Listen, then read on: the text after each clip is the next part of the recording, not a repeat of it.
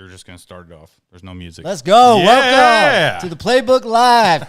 239 Live, baby. We got some good guests tonight, y'all. Sorry, my man Chris has been sick for a minute. Yes. We are so grateful that he's back, man.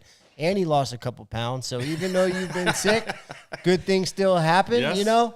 John, maybe you can fix the camera again since you messed it up, please. Yeah, good job, John. Way to be the talent, big dog. Yeah, good job. We couldn't do this without you. Yes, back the way. You can look. You see how there's a camera in there? Yeah, exactly. Oh, look. At you. See? Look at that. Yeah. Yep, move He it did just graduate a high school, little guys. bit more. Yeah, just a little bit.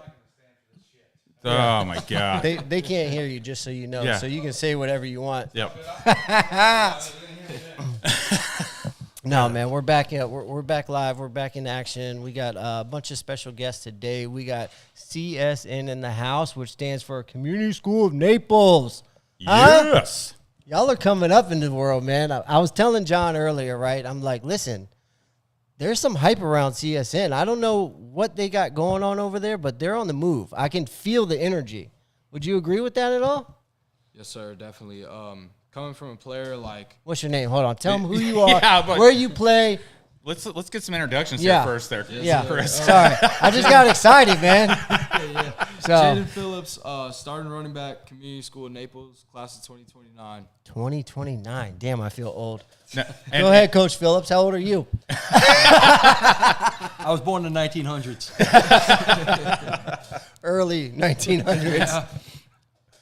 Coach Phillips, what side of the ball do you coach? And then just tell everyone how long you've been on this journey, I guess, with Jaden and how it's kind of moved around.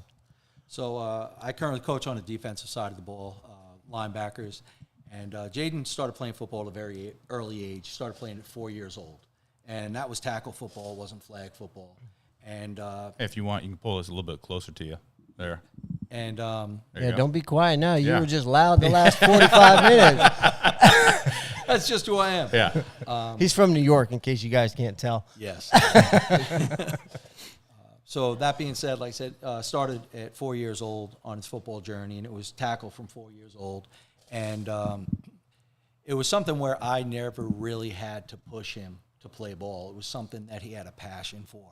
And because he had that passion for it, our family did everything we could to support it from 4 years old to current day. Oh, nice. Are you getting a little emotional right now? I am because, you know, That's as, fucking great, dude. and, you know, as see I'm that? thinking about this, Hell you know, yeah. it's one of those things where, you know, it's kind of what every dad wishes for. Yeah. You know, it really is. In my mind, it's what every dad wishes for.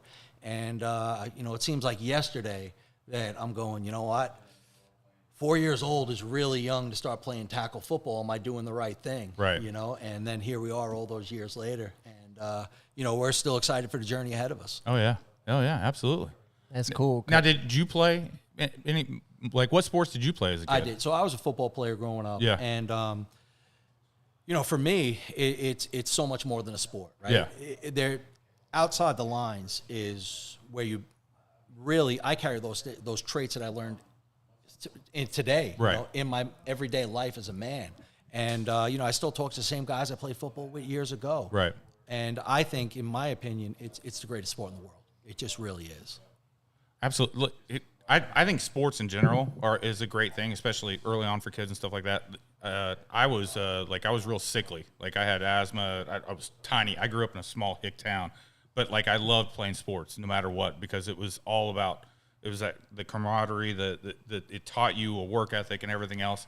And then, you know, and that led me like right into what, you know, I joined the military. Like, it was like a perfect, all those things, they like fit. They, you know, it's a way of keeping you and like unity, working together. It's just something about that has always been like built into me to just stay in that mode. And that's why I think that it's such a good thing for boys and girls alike, no matter what, because it teaches you something that really it's hard, especially nowadays. It's even harder because, you know, it's not like, you know, it was in like the 50s where, you know, a single parent could work and that's fine. Nowadays, both parents have to work and it's so hard. Sports is such a good way to teach, you know, children, especially the techniques and really grow them and give them the lessons that they need to learn to help. Because a lot of times we don't have that ability to be able to afford that time with them that we normally would have. And schools aren't aren't like they used to be as well. I mean, I'll be honest with you. I got my butt beat in school. You can't do that today. I mean, the librarian could beat me. I mean, they had a paddle. Teachers could whoop you. They can't do that today. So that's why I find it it's a different environment from what I grew up to what it is now. So I think sports is a huge thing that can really teach children, to really raise them, help us as parents, along the path. I couldn't agree with you more. Like at my desk at work, I have a picture of Dabo Sweeney right over my desk, and it says, "You can win, but unless you're producing better husbands and fathers, you've lost." And I've been coach for a while, and I love hearing from kids. Hey, coach, I'm having my first child. I got married, or whatever their triumphs are in life, and just you had a little bit to do with that. Yeah, absolutely. My aunt, she was a longtime teacher actually at CSN. She retired a couple years ago, and she talks to her students all the time after they've graduated, they've gone to college, in the military, or what, you know what I mean? And like that connection, I can tell for her is priceless, and that I mean, it just shows that there's power and connection with. There's more to this world than material things, and that. Like what was it? The old not Hallmark, but there used to be a credit card company that used to have like a priceless commercial or something. Yeah, I remember. You know what I mean? Yeah. And like that, like I used to think that was so corny, right? I did. Then we get a little older. Yeah, then we get a little older, right? You know what I mean? And then you're sitting up here, and I wasn't when I seen the emotion in your eyes, I felt it. I wasn't talking shit in any way. I get it. I felt it because like my oldest just graduated college. My youngest just graduated high school, right? And we always think we're not doing it right as parents, always think we're not doing it. And parenting is like the hardest job on the planet. There's no book for it. And what works sometimes don't work, and our kids always think they know better than we do. And we don't know what we're doing, and we're trying to. So like when you were talking about the fear you had, when he was younger, like, was it too early for him? Do you want to push him? But then he had the passion himself for it, right? Like those are the priceless moments that, as a parent, when you look back, you're just happy about. Yes. And like that, it's special, and that's why when I seen it, I wanted to tap into it, because like at the end of the day, like connection is the most valuable thing we have on this earth. And it all happened so fast. Like I said, I can. It seems like I was changing diapers yesterday, and here we are, going into a sophomore year. It happened in the blink of an eye. Yeah, he was running around in his little underwear, and you're like, I don't know about. So this is the first time I'm formally meeting Jaden. Yeah, we met Mr. Phillips when we were at the event or whatever, but I didn't get to talking. Within 10 minutes, it's that proud dad moment. He's pulling his phone out. Jaden's running around in his underwear when he was about 3.5. Does he do that often? No, not anymore. I had to put that hobby away. I beg to differ. So what are you most excited about this year coming up, Jaden? I'm excited to finally be able to step into my role as starting running back. These past 2 years, I've had a great opportunity to sit behind Javion Sinellis. He's a Duke commit. He was our running back. And I think as a 8th grader coming into varsity football, I got my first couple of offers, verbal offers in 8th grade. Like, I thought I was on top of the world. And you really get there and you get humbled and you realize the pace of the game from youth to varsity is like, it's no joke.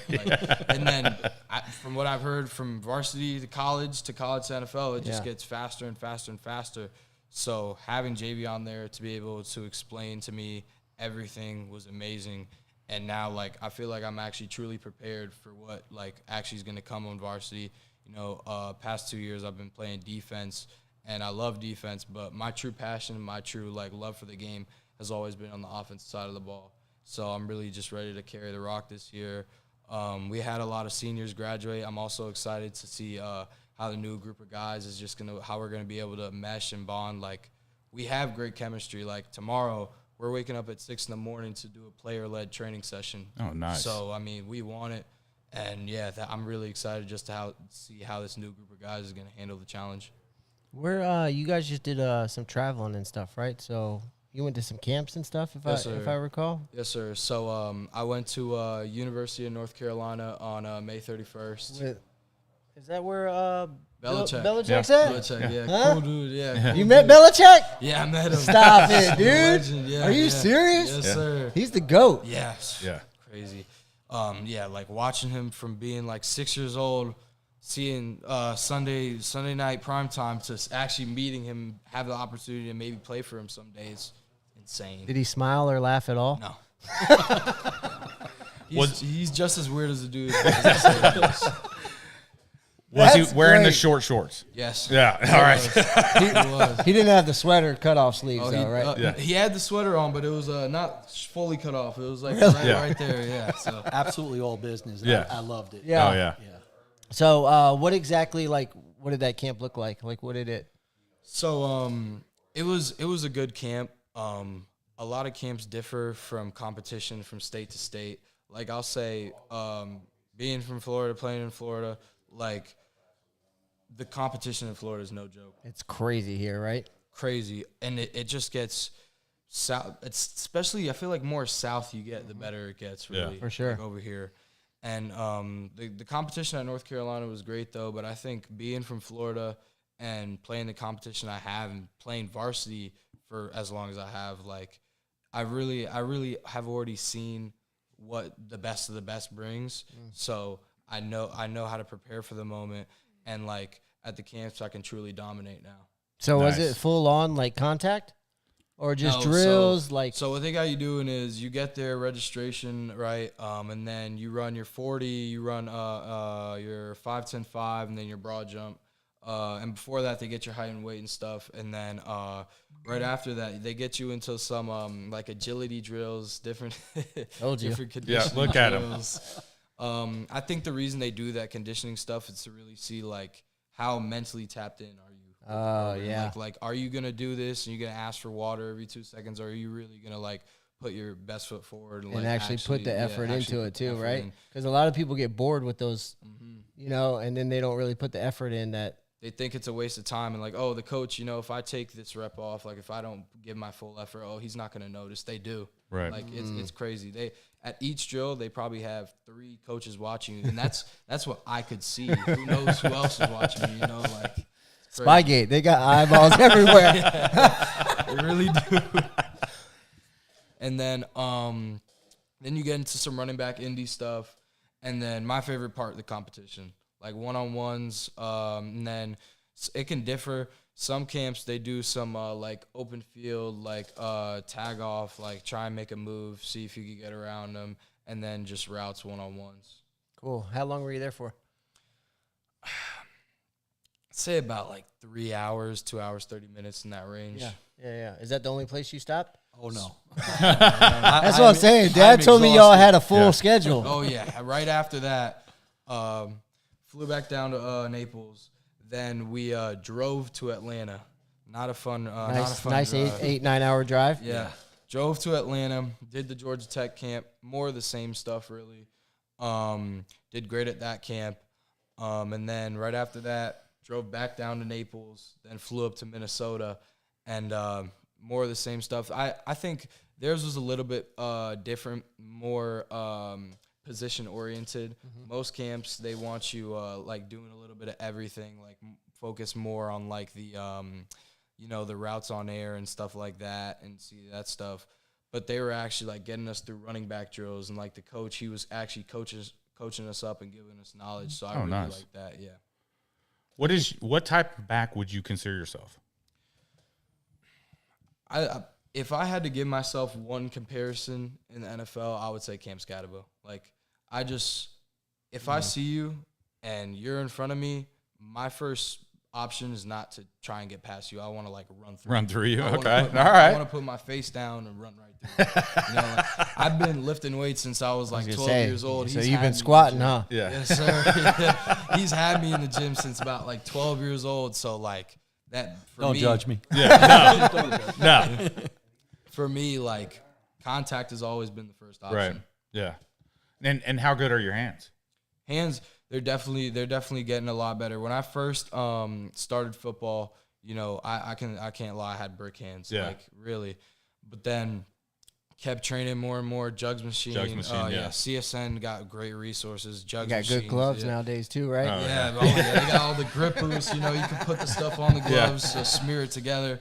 But yeah, hands have gotten a lot better, and hoping I can get involved in the pass game a little bit more this year. Just showcase like everything that I can do. Yeah. Nice. Well, I mean, you're only a sophomore, so Something that we're learning as, we go through this process is when you go to a camp, you're at the running back position. They know you can run the ball. Right. But then they want to talk to you about pass protection. Yep. Can you protect us in passes? Yep. And also, can we throw to you out of the backfield? Yeah. Right. So it's not just, hey, we're running the rock anymore. Right. There's so much more to it at the running back position these days. I'll tell you, the pass protection part is like when once you get outside of high school, that starts to it probably not as they don't pay attention to it as much really at the college level. But man, if you have the skill enough to play in the NFL and you can pass protect, you make yourself a three down back. Yes. I mean, that's a game changer. Literally, they have that position just for blocking. But I'm saying a lot of the times, but if you can run, catch, and block, you are a game changer because you may not be the fastest guy, but if you can tack up some yards and if you can average yourself 3.6 to 4 and you can block and you can catch, a team will love you no matter what, because if you can't, there's no point. You know what I mean? How hard is it to be patient and wait for the hole to open? Super hard. I'm gonna tell you right now, like when I was saying, like coming in as an 8th grader, you think you're on top of the world. No, I was rushing through those holes, and then you see some senior, he's about like 6'2", 225, and he smacks you. They say welcome to NFL, welcome to college. That's welcome to high school. Yeah. I'm sure it's only gonna happen more and more as I keep going up and up. So, but being patient, I would say that's probably as well as the pass protection, catching, like one of the more top tier, more important things you need. Like nowadays, in any position, especially running back, you can't just run the ball anymore. You need to be able to block. You need to be able to catch. And if you can't do all three, and you're not going to get recruited. No, it's that simple. You're not going to get recruited, because there's about a million high school players out there. Out of that 1 million, each college is going to find someone better than you at what you're doing. So you have to be able to find as many attributes that you can add to your arsenal. And how well do you feel you can retain the playbook? I feel like I can retain it well. Yeah. I just usually flip through the pages, quiz myself on it. I'm like, all right, this play, I'm doing this, boom. Give him the paper, tell me a play, boom, got it. Or I'll go out on the field, and he'll call it a play, and we'll go do it out there. So I feel like retention with the plays, not a problem for me. Yeah, because again, it's little details like that are so huge, and it's sad because a lot of times kids don't pick up on that. John, will you get Jaden a water? Yeah. Thank you. It's and it's funny because they're the simplest things. Do you want a water? No, I'm good, thank you. Okay. But it's those little details that are what elevate you, and even if you don't go to the next level, even maybe you get to college or wherever, but it doesn't take you anywhere further than that. But it separates you from those guys who are able to. All right, see there, he's got hands.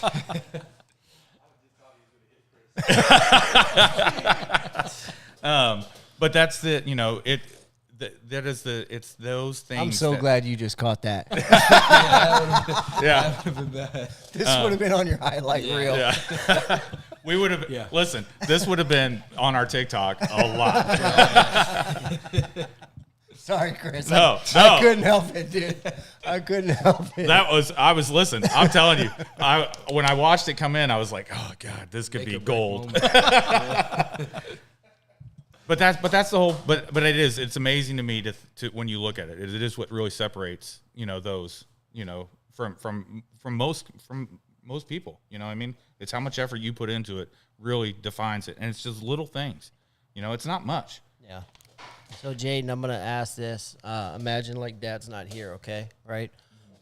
Give us a very small version of the good and the bad, right, of your dad, like coaching, with you. You know what I'm saying? Like, because I know there's good moments, and I know there's moments you're like, I wish he was not on this field with me right now. Definitely. You know? Definitely. Because there's, I mean, so a lot of kids are probably going to see this, right? A lot Yeah. of kids can relate to this, you know, with their parents being involved and stuff, you know, so.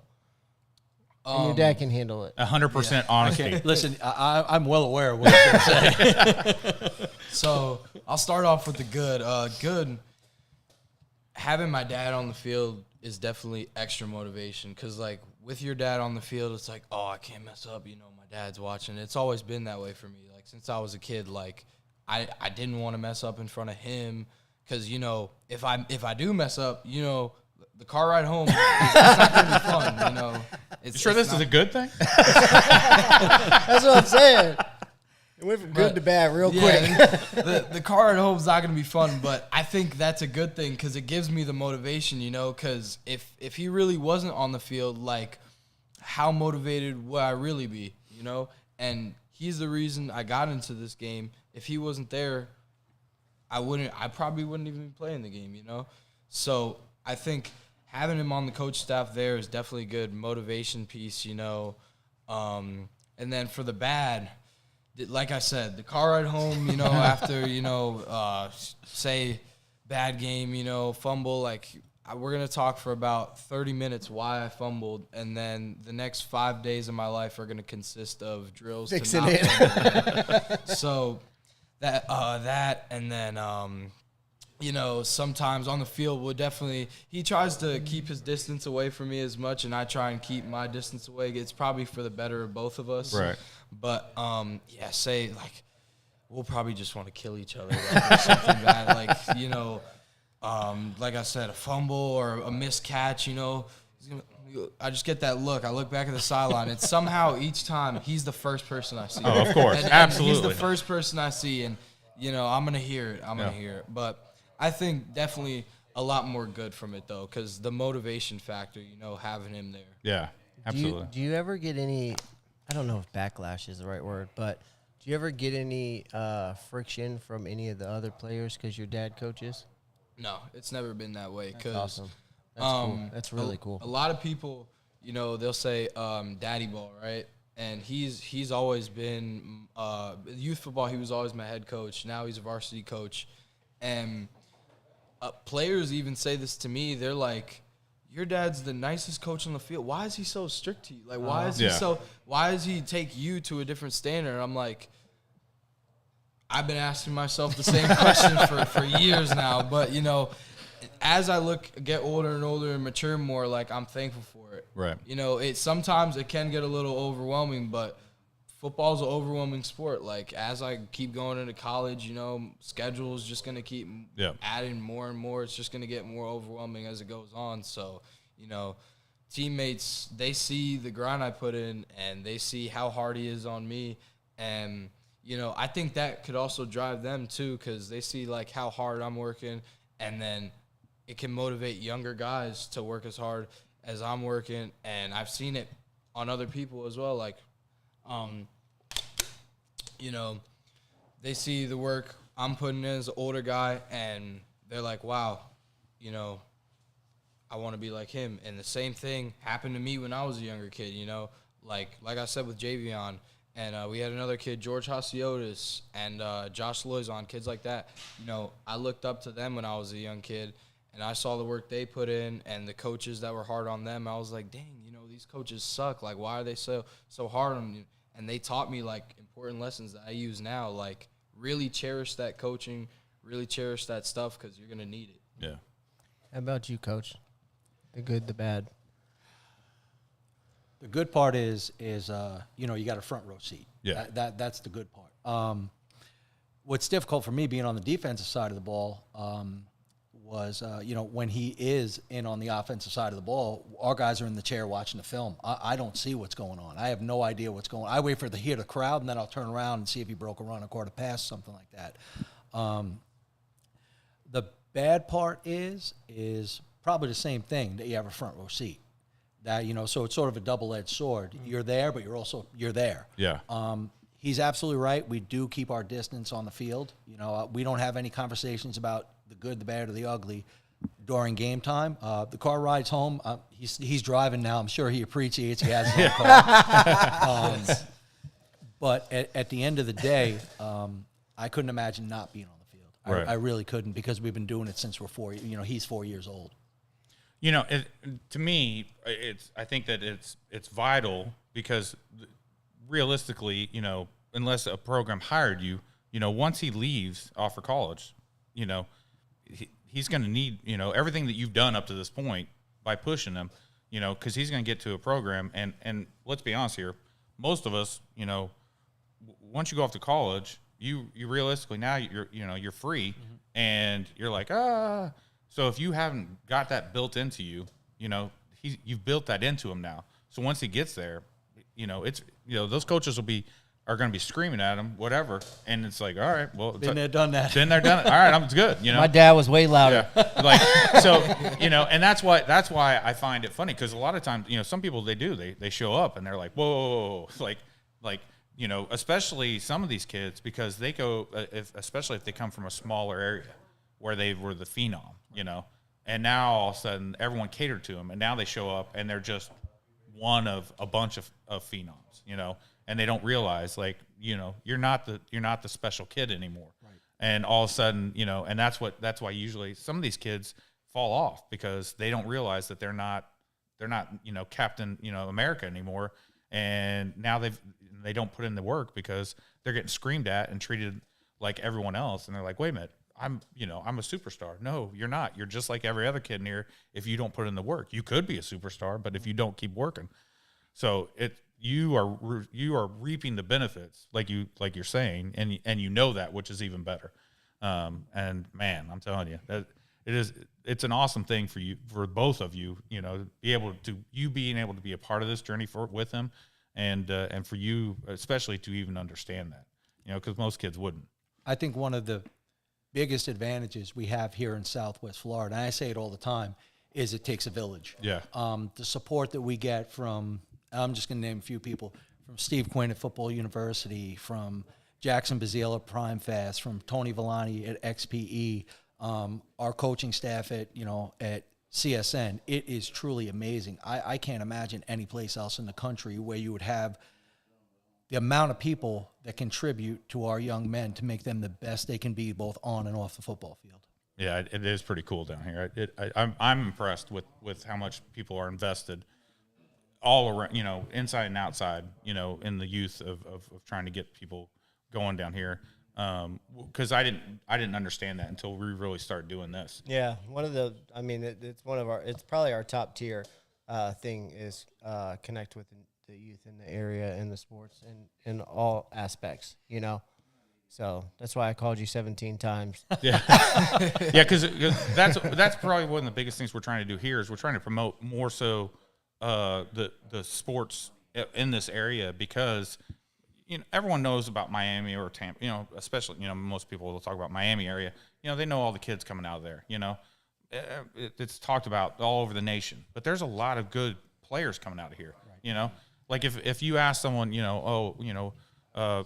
did whatchamacallit, come out of, how am I drawing a blank? Edgerrin James. Right. Most everyone's going to think it's Miami, but it was Immokalee. Like but they just automatically assume, but they don't understand how much talent and kids have come out here. You're like if you go, if you tell someone that Dion came out of Fort Myers, that most people don't know that.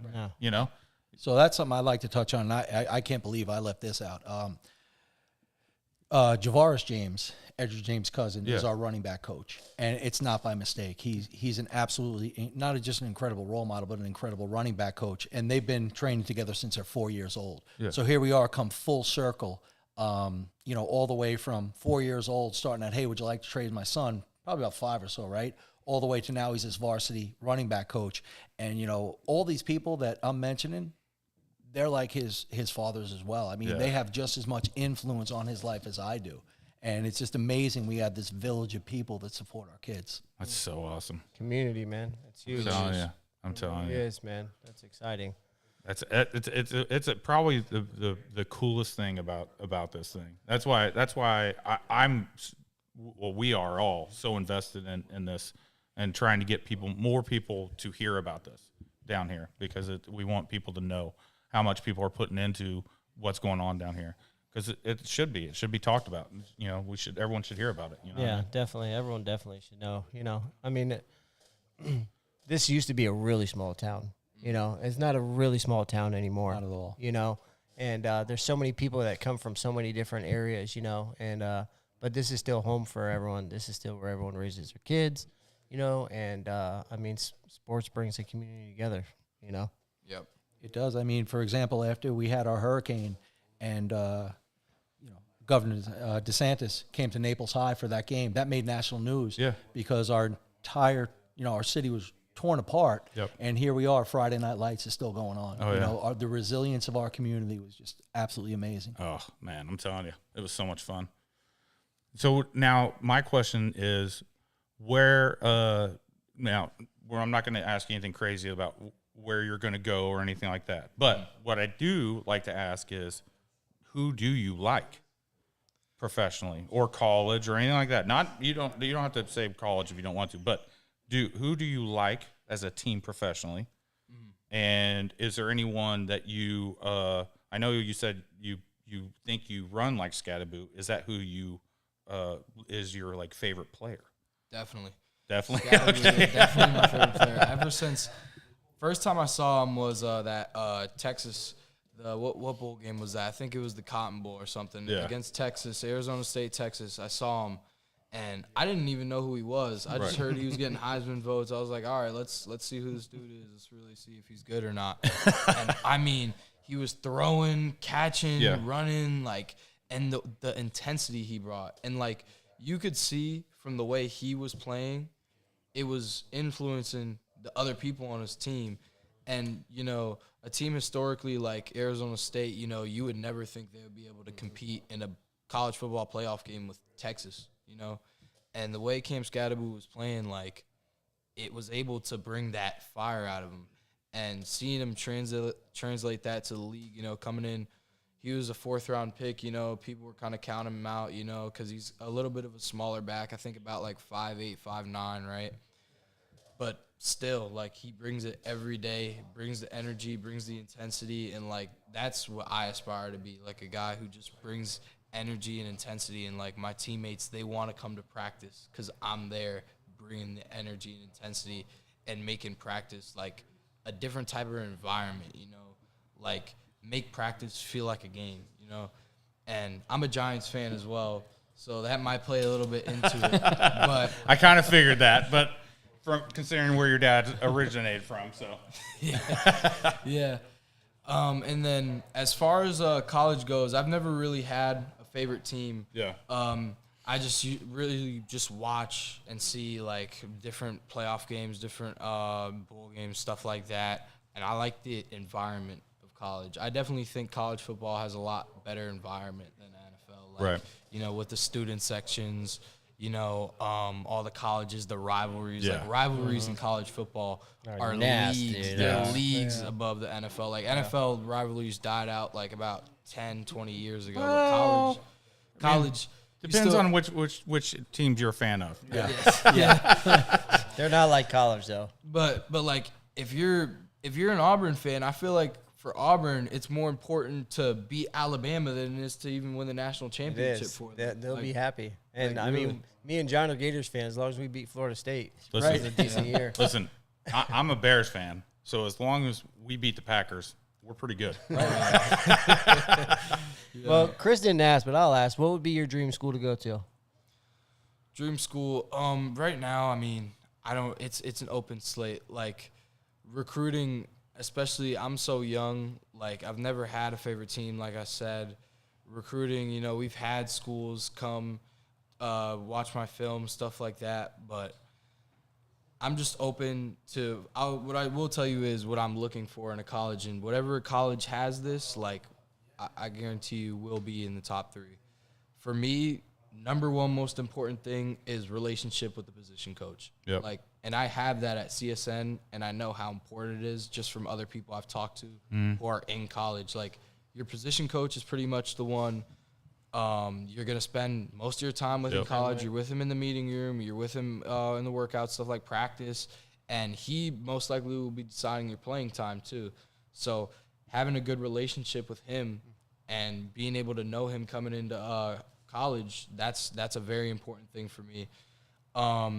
Second, facilities, like more so the weight room aspect and nutrition-wise. Like for me, my mom, she's always been holistic, organic with me, and nutrition and healthcare, it's always been number one priority for me.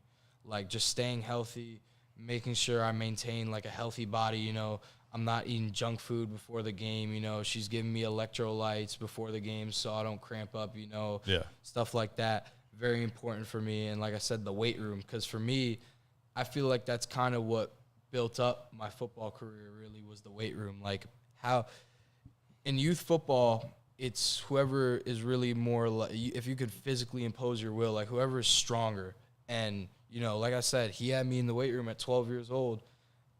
Weight room's where I've lived for the past 4 years, really. So, like, I want to continue to be that way. So, weight room definitely very important for me. Location doesn't matter for me. Like, location, I'll play anywhere. As long as you got those three factors, like, I'm cool. Nice. Well, I'm going to tell you, you should definitely watch two running backs highlights. All right, these are a little bit older guys, but you will, if you like Scattaboo, you should watch Mike Allstott, and you should watch Earl Campbell, and if those two guys, if you can blend those two into your thing as well, never have a problem playing it. Yeah, they're pretty good. They're pretty good. Yeah. They're pretty good. They hurt a lot of people, but just thinking about like because not only did they, but they did it in a way that they limited how much they hurt themselves too.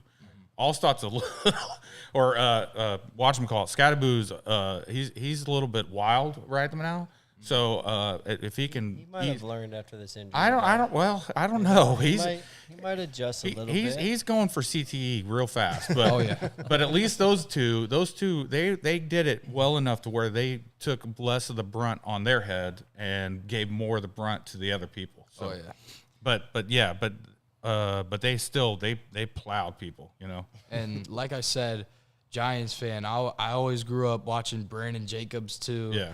Huge guy, you know, like I'm 5'10", so my play style doesn't really translate as much to him, but like watching him and see him just like he was so dominant. Yeah, but you don't have to look. Walter Payton would blast people, and he wasn't big at all. Mm-hmm. It has more to do with your quads and everything else. I mean, you as long as you can pack a punch, it's all about how you strike them. It's not. It has nothing to do with. You don't have to be the big giant guy. I don't even think what Allstott was probably. I think he was only 5'10", 5'11". I don't even think he was that tall. He just looked massive because those giant shoulder pads he had on. But he was thick. You know what I mean? It was more about how he laid the hit than anything else. So, I mean, that's the cool thing about it. It's more about your approach to it than anything. But that's the cool thing about it. You know, a lot of times guys shy away from the strike.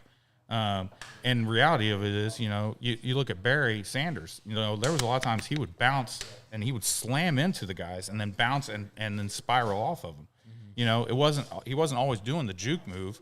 You know, there was a lot of times he was slamming into a guy and then spinning off of him and taking off. Yeah. You know, but it's, you know, you'd see a lot of highlights from a lot of these backs sometimes, but in reality they were hitting, you know, they were laying a strike on a guy and then just spinning off of him, and they kept moving those thighs though. Yeah, that's all it was. High stepping play. Like another one for me is Bo Jackson. Like just being able to create a play. Like, oh my gosh, like he's such an athlete. Yeah, but he was a freak of nature. Freak, and he was really so fast. I don't think people understand how fast he ran was, a 4.2 and didn't even try.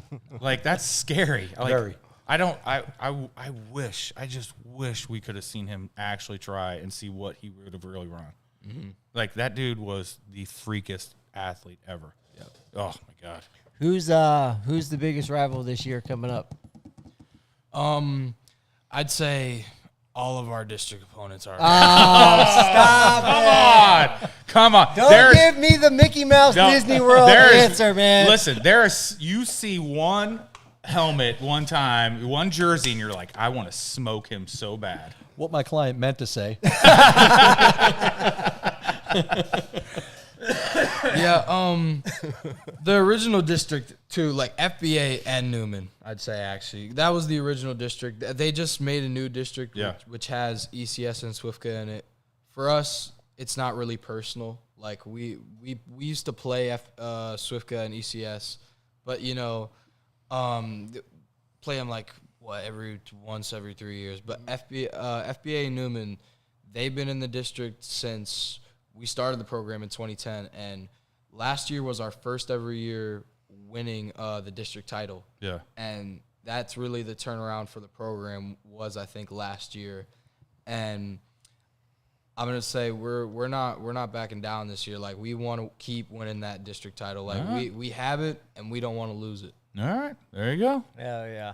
That's what I'm talking about. Well, we wish you the best of luck, I'm telling you. Yes, sir. Thank you. All right, we'll reschedule Coach, say his name. Dubinsky. Zabinski. I didn't want to chop it. I was like, I'm not doing it. No, sir. Not happening over here. So we'll definitely be, this season coming up, we'll definitely be at a few games for sure. We'll get Coach Dubinsky. How hard is that? We just call him Dub. Dub? That's it. See, that's easy, man. Don't give him an easy out, Yeah, dude. that's Come it, on, man. man. That is my fault. I apologize. No, but I know, yeah. but he messes everything up. I though, do, when it man. comes to words. I'll take 2 words. I'll make them one and make my own word. My wife's got a list of dictionary words that my own dictionary I've created. No, but we'll get Coach Dub on here in the future, and then we'll be out there. And listen, anytime throughout the year, whatever you guys, however y'all want to connect, man, please reach out in any way. Yeah, So, you know of anyone that wants to, come on, wants to, talk about anything or whatever, let us know. We'll more than gladly have them on. We're here for the community. Yeah. Yes, As sir. a whole. We appreciate all that you guys do, and this platform is phenomenal. I watch it all the time. I can't wait for the next episode to come out. Awesome. Thank you so Hell much. yeah. Thank you so much. Thank y'all so much for coming. We're going to get old Deputy Dev on here. Mr. Phillips is NPD. We were going to play the Bad Boys theme, but we didn't get it loaded up in time. Well, they put it on, but it did not play, Oh, unfortunately. see, Yep. I knew it was something. So thank you, Jaden. Thank you for having me on. You're great, Yes, man. thank you so much. Coach. Good luck. Thank you. Good to Hell see yeah. you again. Yes, sir. And hey, you guys need anything, you always just give us a shout. That's all right. it. Likewise, thank you. Awesome. Thank Thanks, you so guys. much. Appreciate y'all. Come on, Deputy Devin. Oh, John. Now they want to go to the bathroom, brush Yeah. their hair. They're gonna Throw check. a minute. They're looking in the mirrors. How do Yeah. I look? What? Oh God. Look at this These guy. ladies and gentlemen. Oh, you brought me a water. Thank you, Devin. You guys want one before we sit down? No, don't worry. Forget us. I'll just be over here, guys. Here he comes to wreck the day. Captain America. Oh my God. All right, John. I'm gonna grab a water. You're gonna grab a water? You were in the middle of the show. Oh my God. I can't win like this, guys. All right. Who is that superhero? Let's unmask him. All right, so. Oh, sorry. Do this again. Good Lord, dude. What? Listen, this we isn't that we just hard. talk about fixing our hair, making it look good. Can you hear it, Devin? Yeah. Okay. You didn't have to scream at him, What's dude. up, guys? The real stars here. How y'all doing? Did I scream? Did it sound loud? It did. It's like you looked right at him and just screamed right at him. Oh, Jesus. Listen. So, Devin, tell us who you are, what you do. All right. My name's Devin Rife. Right now, I'm a sheriff's deputy at the Carter County Sheriff's Office. Work for a team called the Special Enforcement Team. I've been with the agency for almost going on 5 years. Oh, see that? If any criminals are watching, that's the sound of the police. That's the sound of the police. Well, technically, two of us criminals are actually right here next to us. Oh yeah, well, former retired, retired criminals. And as you guys can obviously tell, Devin is a New York Giants fan. Whoa, big old Cowboys fan right there. Big Cowboys fan right there, guy. See, we just had the Giants on, now we got the Eagles on. Listen, Jaden was not liking it. I'll tell you what, it's going to be a hell of a division this year, man. Especially if Daniels comes back playing the way he can play, man. It's going to be dangerous over there. Man, boy. I'm telling you. I can't wait, man. Dude. It's building. It's less than 90 days away to football season, and I am stoked. I am so stoked, bro. Devin, you want to get back in the fantasy league, or are you scared? I ain't scared of nobody in no fantasy league. You ain't too scared, man. I've been whooping y'all for, ever, dude. You too, bro. Don't be looking over there crazy. Wait a minute. Have you won yet? Listen. Wait a minute. Let's look. Raise of hands of who's won our fantasy league. You hear something? Oh, you hear something? there we go. I think my headphones messing up a little bit. There we go. Yeah, I don't hear nothing. I'm sorry. It went dark. I went dark. I'm sorry. What'd you say? I'm sorry. What'd you say? I just said raise of hands of who's won, and that was not Oh, you. look at Devin's way down. Raise the thing a little bit. Dude, give him a good chair. Here, take Chris's seat, man. He's a chump. Keep getting pushed down. It should be like that. Yeah. No, just take this one. That's all right. Oh, there we go. Dude, it may collapse again. I'm just letting you know. At least I know how to fix it now. Brief technical difficulties. We're back. Okay. So Devin, you played some sports in town. Tell us what you did, bud. So I'll kind of start from the beginning, similar to the Coach Phillips and his son. My dad coached me in baseball for pretty much most of my baseball career. Started out in Little League and go to get American Little League. Started on there. He was my coach for a long time. At that point in life, I was still playing all sports. I didn't really decide on what I really wanted to do. I was playing football, I was playing baseball, playing basketball. And later on, obviously, in life, I found out in high school they don't want that. They want you to pick one sport. So and going to get American Little League, I played every sport. But, certain moments happened in my life. Like, I think I heard a podcast before you guys were talking about the North Naples All-Star team, reverse graded Naples All-Star team was a rivalry we had for a long time. What kind of made me decide that baseball wanted to be my path is two different things. I was on Greater Naples, we were playing North Naples, and we finally beat them after North Naples just constantly dominated Greater Naples for a long period of time. We beat them, and there was a news article out, and if you've seen it, it's not my best picture, so don't go looking for it. But there is a news article about me in the newspaper, and I was on there. And like I said, not my greatest picture, but that kind of made me realize this might be the path I want to pursue. Like I said before, I played a bunch of sports, but that was kind of the turning moment where I wanted to take the game a lot more serious and devote almost all my time into that one sport. So later on, down the line of stuff, I like to say a pretty good player, but sometimes I let that get a little bit too much to my head.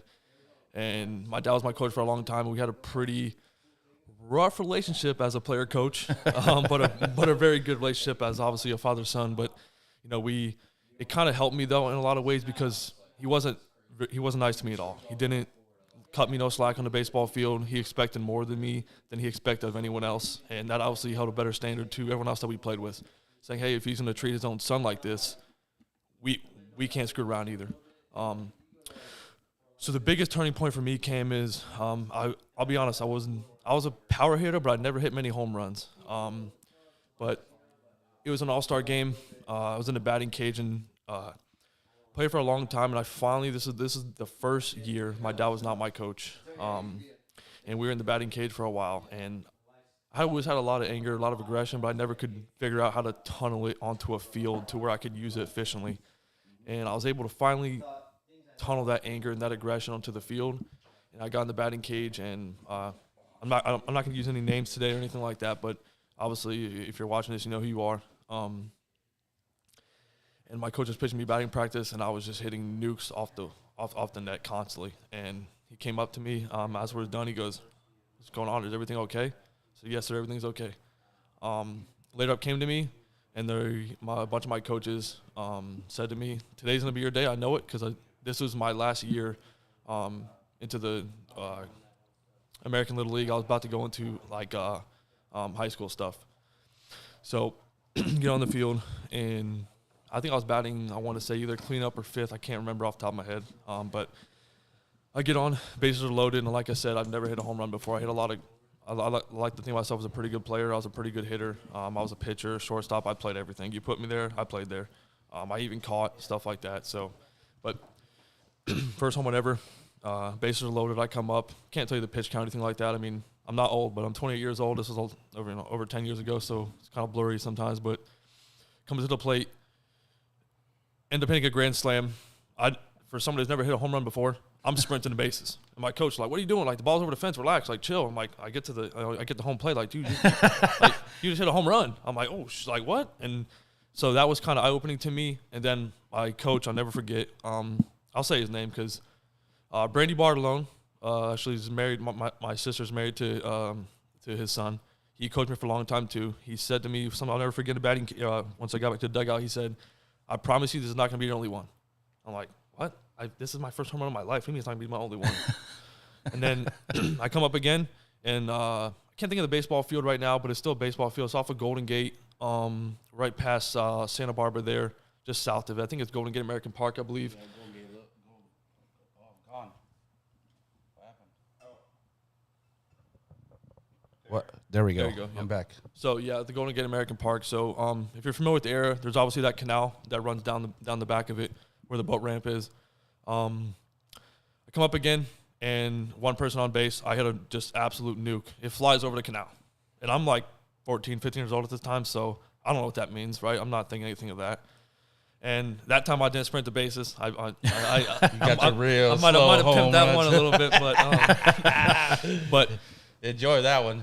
and obviously, a lot of people started talking about me, and I started getting a lot of attention from other coaches coming up to our dugout and stuff like that, saying stuff to me, and that kind of made me realize I think I can do this. I have this, right? And so I started taking it really seriously, almost to a fault. And I'll explain more to that to make more sense. But someone who,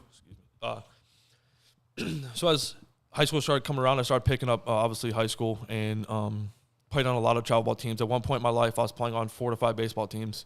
I was literally going from waking up at like 8 a.m., going to practice, leaving practice at 10, going straight to the next practice. It was too much, right?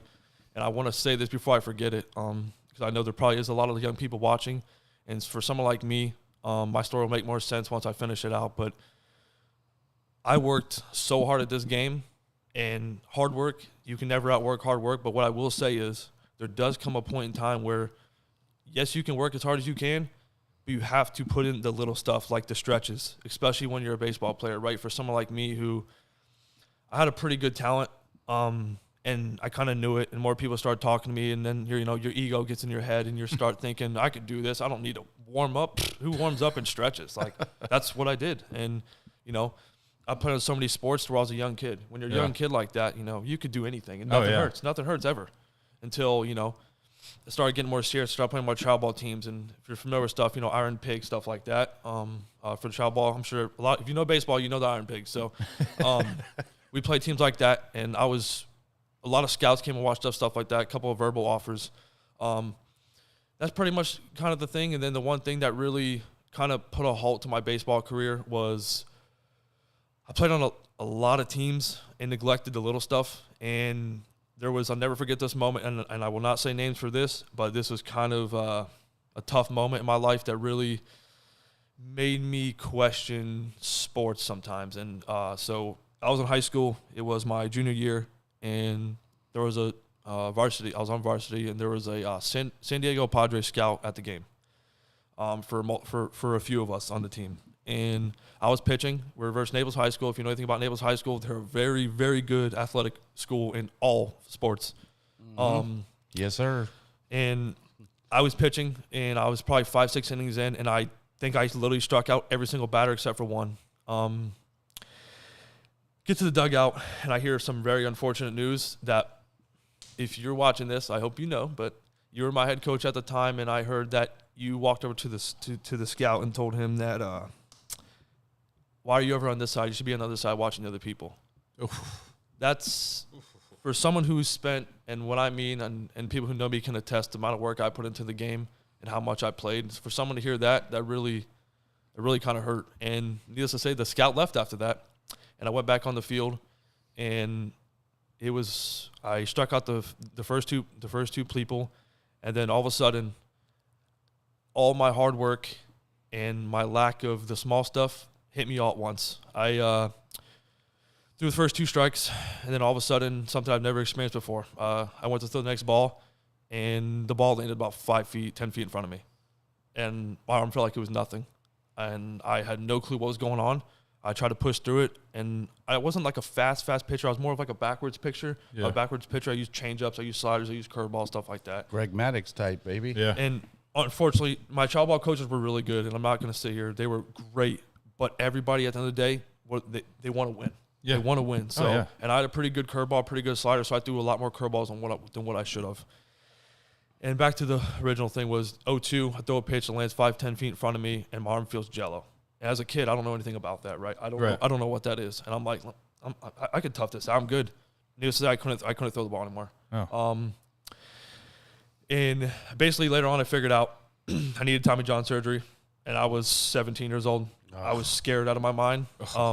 And before I say this, rest in peace, my Uncle Eric. He was kind of my driving force for baseball. In 2001, he was drafted to the Tampa Bay Rays from Gulf Coast High School. Still holds plenty of records there. He was in the 15th round. He played with Chris Resop. In my opinion, I think he was and what a lot of people would agree is he was probably really good, and if not better than him, but lack of grades and obviously some knucklehead decisions. Kind of made into the fall in the later rounds. But he had the surgery and stuff like that. And when I say, and people who know him, and obviously if you're from the area, you know Eric Miller. That dude, if he even on the softball field, man, he'd be in center field from the back of the fence, and he would throw a frozen rope to home plate. And this is a softball, and you can't teach that. That's God-gifted talent. And he used to show me a scar all the time. And for some reason, at 17 years old, I didn't know what I was doing. I didn't know what that was, so that really kind of terrified me at such a young age to put myself through that. Yeah. So that was kind of my stopping point of sports right there. And I had verbal offers. I went to a lot of camps. Juan Romero camp, I'm sure people know who that is. Yep. Went to that camp and stuff like that. But that was kind of my turning point. It's just such a young age, so lost, so confused. And then obviously, you hear your coach saying that, and it kind of just it kind of deflates your sail. Yeah. Type of thing. Yeah, so. I agree. Yeah, you don't want to say that. I mean, like, I don't even know how to react to that. Respond to that, honestly. Yeah. Like, because, like, I'm trying to keep it more PG because we're having some high school kids on here. We're trying to get some youth sports. Yep. Usually we're cussing and acting a fool on here, but, like, I'm trying to tamper that down some. So you can imagine what I want to say. Read between the lines. You're a real beep, beep, beep, and that's it. Yeah. No, I mean, listen, but we obviously still have a passion for sports. I love sports. I know you love sports. Yep. He's an Eagles fan, unfortunately. Come on now. I mean, listen. Unfortunately. No. Like this guy's a Dolphins fan. Come on, that's serious. I mean, listen, I got nothing to say about that, dude.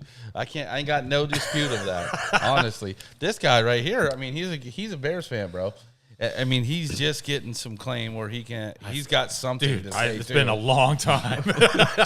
Us too, bro. I know it's been a long time, dude. And we, look, you had a moment though. Therefore, it looked like it was going to be decent for a second. For about 2 years, so like it in that moment, 22, 23, at like about halfway through the season, I actually was looking up Super Bowl tickets.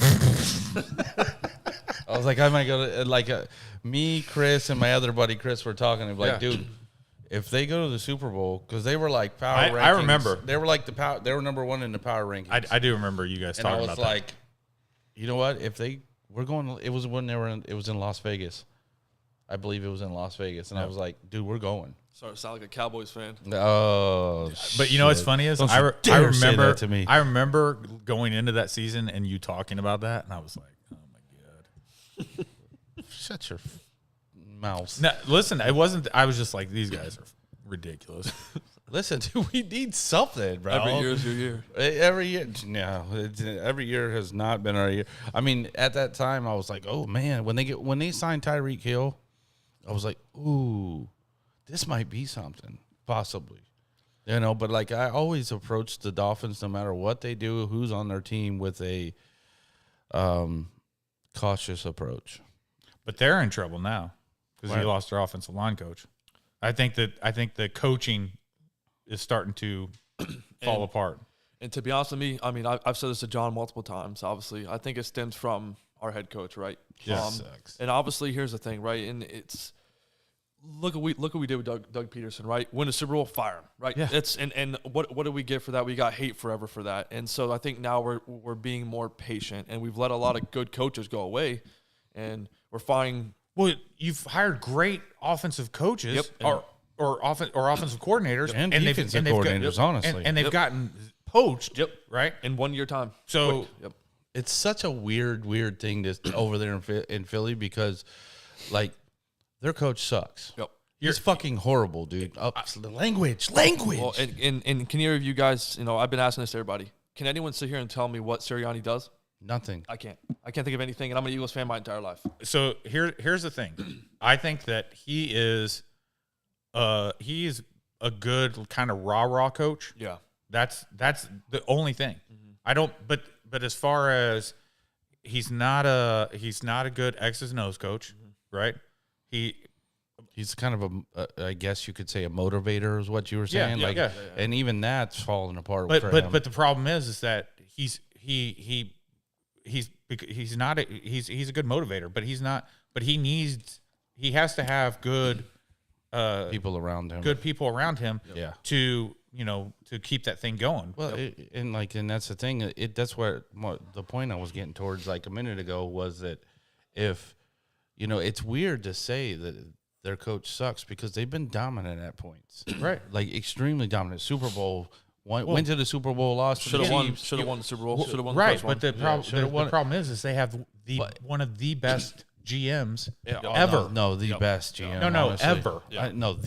Definitely the best GM there is right now. I'm not saying outside that Justin Jefferson, Jalen Reagor pick, that was sickening, but I couldn't believe they did that. I might have had a couple holes in my garage after that night. Yeah, but like it's so weird because a lot of people will agree with me that he sucks, but it's the coaches that he's had around him, and they're gone. And as soon as they go, and they're so talented. Yep. They have so much talent on that team, right? Dude. Yep. And if the correct offensive, defensive, running backs, DB coaches, mostly the offensive and defensive coordinators, if they don't have the right ones there, they struggle. Right, but they have not put in a good head coach. Agreed. Because Peterson, nothing wrong with Doug Peterson, but Doug Peterson was a decent he's a good coordinator. He's not a good head coach. Correct. Yep. And we've talked about that numerous times on this show, which is there is great coordinators, and a lot of them are not good head coaches. Look at Josh McDaniels, right? I don't want to misspeak, but look at him. Every time he wins offensive coordinator, he's great. He's great. Head coach, no. Nuts. Yeah. And I think McDaniels, because everyone's like, oh, well, but no, look, he goes back to New England. Yep. He's under a different coach. He's killing it. Same, but it's very, very similar to Belichick. I mean, let's be real. Nobody's Belichick. Yeah. Right. But like that is, I mean, Vrabel's he's a Belichick clone almost, dude. It has an awful similar feel to that era. But here's my thing is I think McDaniel could go be a coordinator under a different good head coach and still kill it no matter what. Oh yeah, no, he's got the X's and O's for sure. He knows how to take a quarterback and use what that quarterback has to offer and utilize it in the best manner. Like possible. if you drop McDaniel on his team, Sirianni's going to look like a genius again. Yep.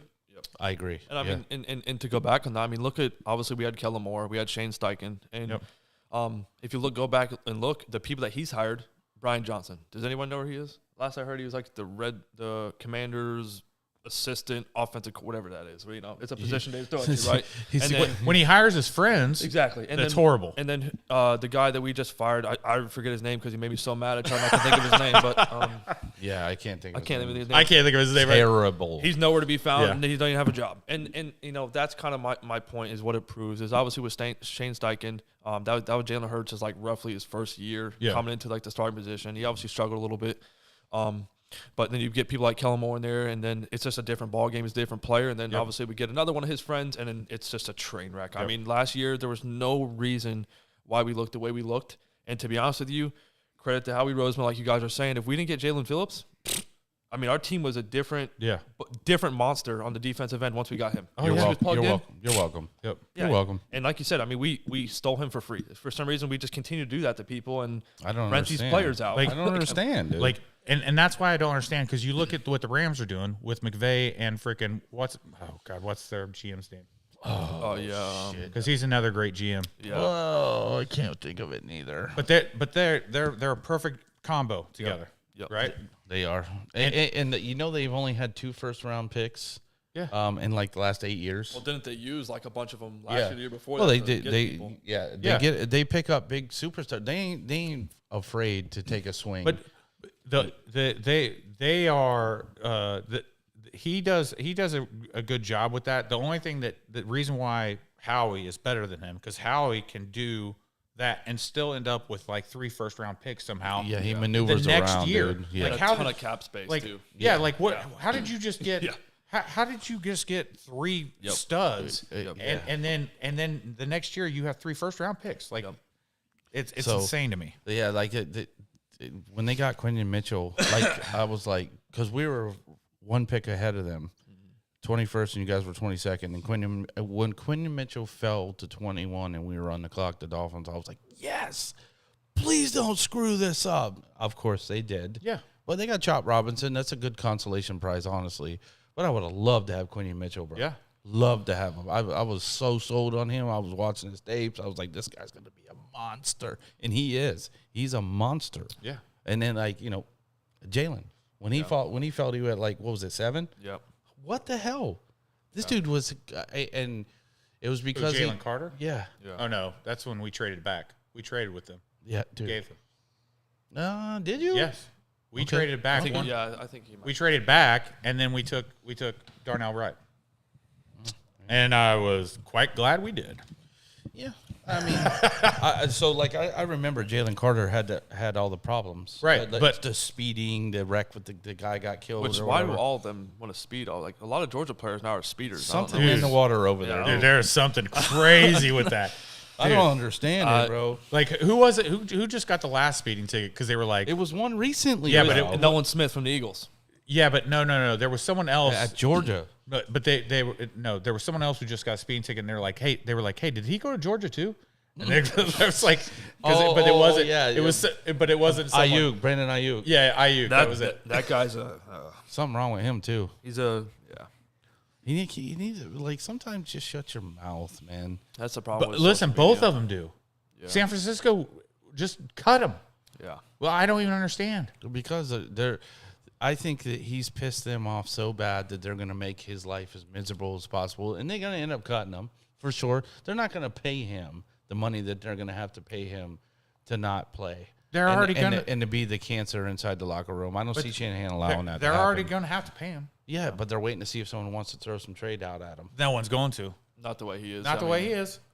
I think with Antonio Brown, with all that we saw, I think now he's pretty much Yeah. no one's touching that. Whatever mental break that happened in this dude, who went from looking like he was having a promising career about to light up to this, no one's touching this kid. Well, it started at the contract talks too, like in the beginning, and like to me, at the time, it was like $30 million was the top tier for wide receivers, which now it's 40 plus. But at the time, it was $30 million, and he was wanting top tier wide receiver money, and I was like, yeah, Look, I don't know about that, bro. Look, he was playing. He was whether or not he was a top tier. He was playing as a top 10 wide receiver at that I point. mean, he was in the range, I think. He put up top 10 numbers. I don't think he would. I don't think he was a top 10 receiver, but he put up top 10. him right then and there, bro. Right. Trade him right now. Come on, you want $30 million a year? New England, run it. Come on.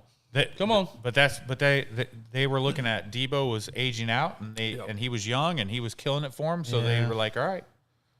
Yeah, what's Ricky Pearsall do this year? Does he get healthy and do well? That's the problem. Is he hasn't even had a chance. I feel like he's No. been injured ever since he got into the league and Got shot, and then and it makes a huge difference, dude, to run through a training camp healthy.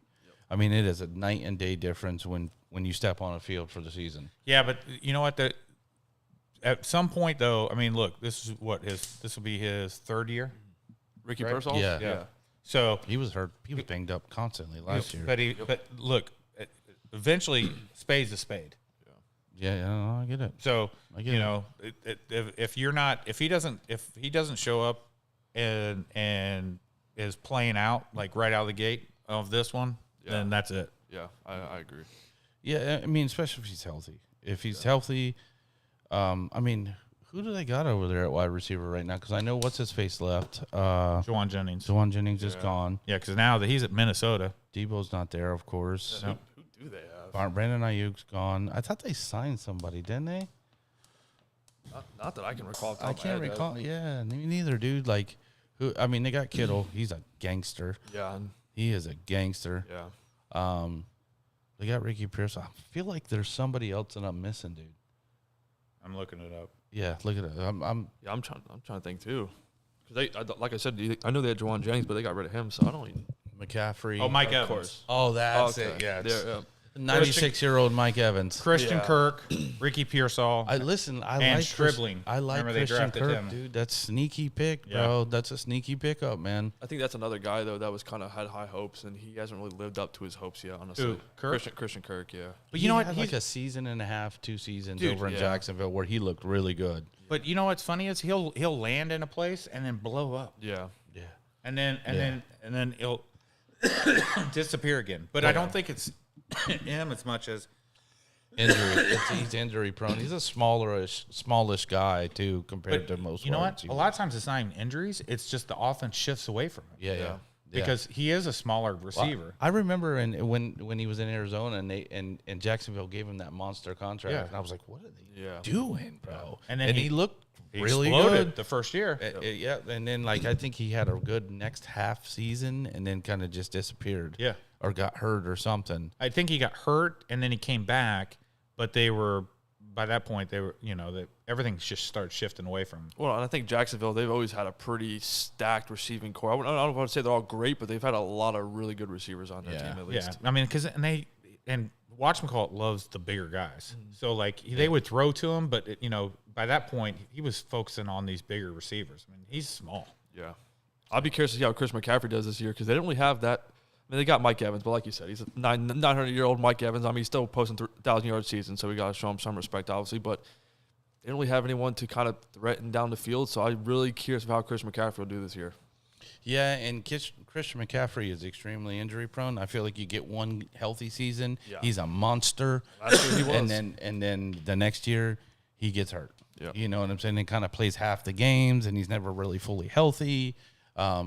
I mean, you got to give credit where credit due because that dude is so good. Yep. I mean, so good, dude. Yep. I know, but he's aging out. Yeah. He is definitely aging out, and on top of the injury stuff. So, I mean, I don't think anybody beats the Rams. I don't think so either. I really don't.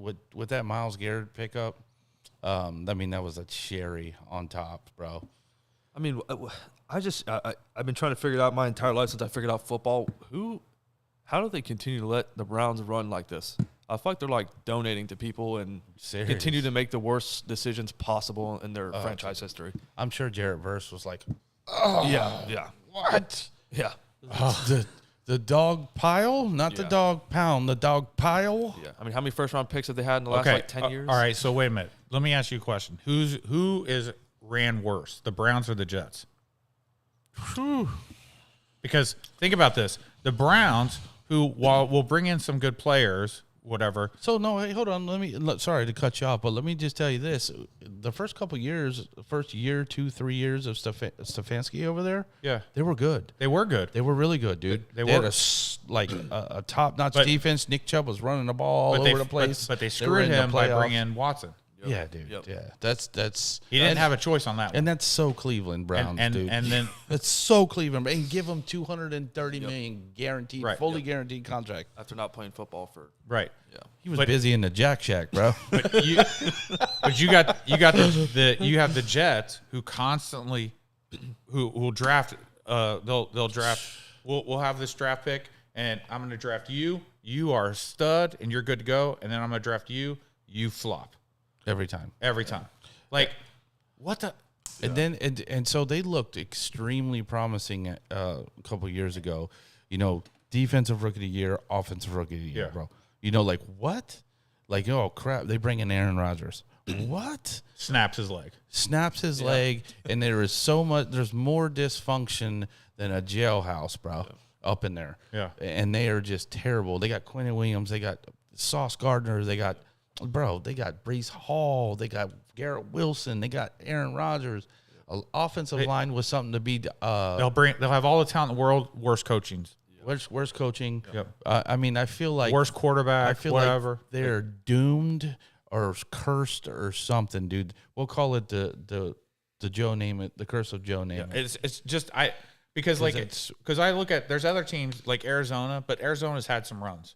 You know. Yeah, they have. The Jets and the Browns are the two teams that in my lifetime I've watched, and other than Chad Pennington having a few good years, and I've watched whatchamacallit have Bernie Kosar have a few good years with the Browns.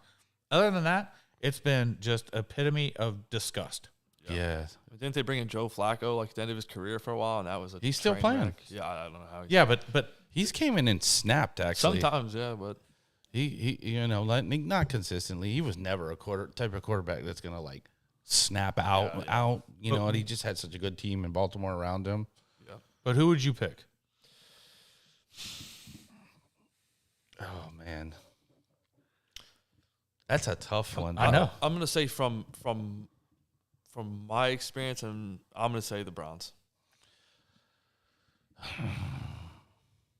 So I'm just looking at last time each team was good.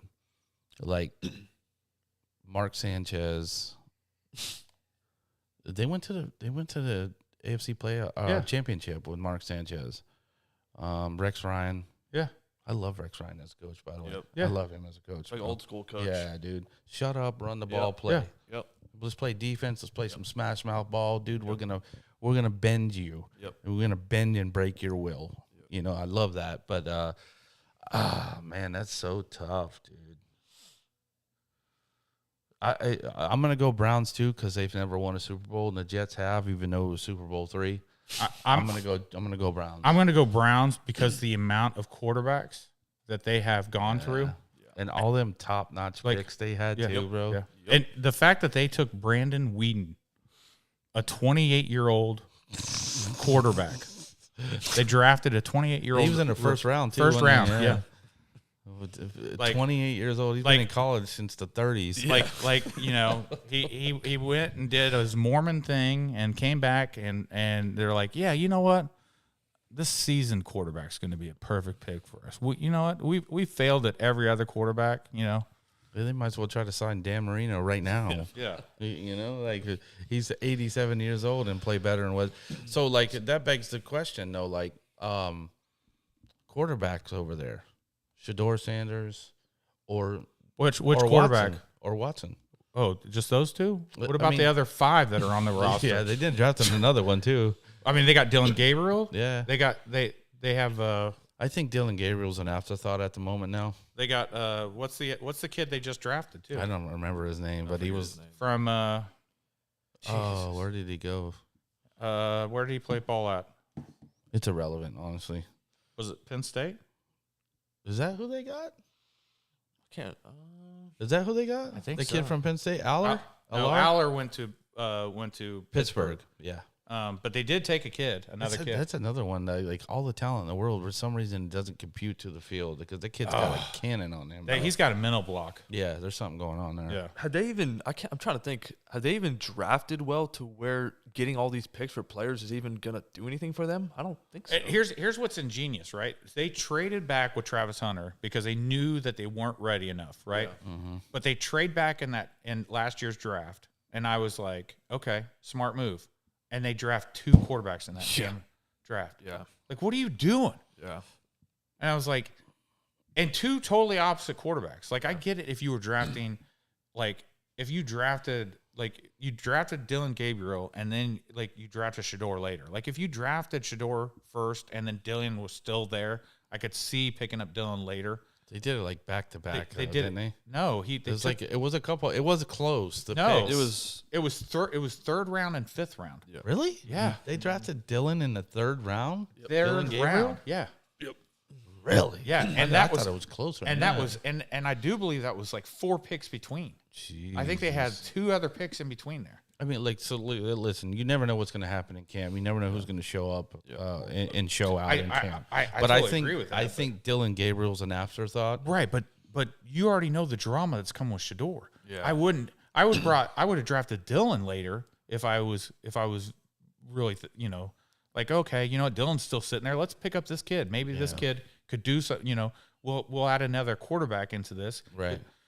Not the drama, fucking queen. Didn't he not even want to go there? I think his dad said or something. He didn't want to go to Cleveland. I thought. No, I didn't think so. I think so. Yeah. Yeah. Well, and that's the major problem that people didn't want to deal with. I feel like he dropped because Dion was running his mouth. Yep.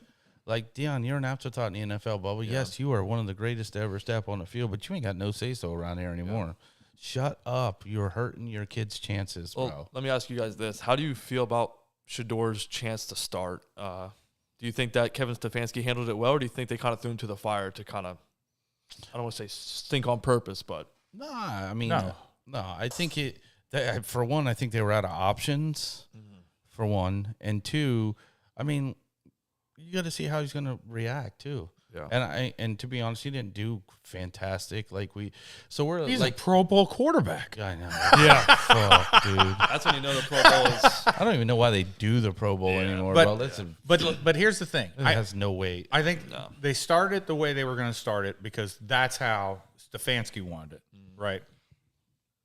I think that was the role of quarterbacks that he wanted to roll out, right? Shador is not his pick. Yeah. I don't think that he wanted Shador out there, but realistically, he needed another quarterback, and it wasn't working. Yeah. And so he was like, all right, screw it. Shador's looking better in practice. Let's send him out there. Yeah, I mean, and listen, he had his moments. Yeah, bro. he did. He had some moments, like, he didn't light the world on fire, and we're a little biased and we're a little spoiled over the last couple of years with rookie quarterbacks coming in, and like with C.J. Stroud and Jaden Daniels. Yeah. That is generally that's historically that's not how anomaly. it works, bro. No, you know what I mean? And people forget that because you got 2 quarterbacks back-to-back years who went off as rookies. You know, like, so as a rookie quarterback, I think he did fine. I think he did great, dude. Yeah. I really do. I think if Deshaun was not in the picture, I think Shador would have the starting job. And he might still. Yeah. He might still.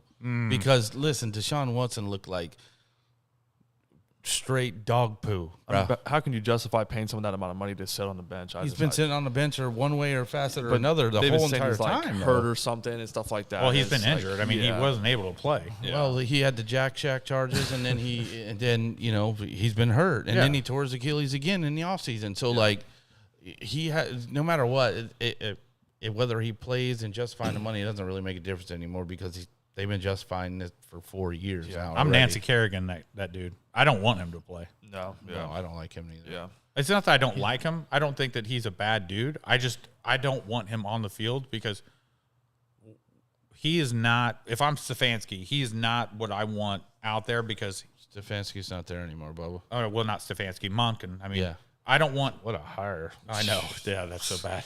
What the hell? But I don't want, if I'm Monken, I don't want him out there because he's not my future. Yeah. So I'd rather run out there with Shador and see what I got there. Yeah, and you're stuck with his contract regardless already. You know what I'm saying? This is the last year of it.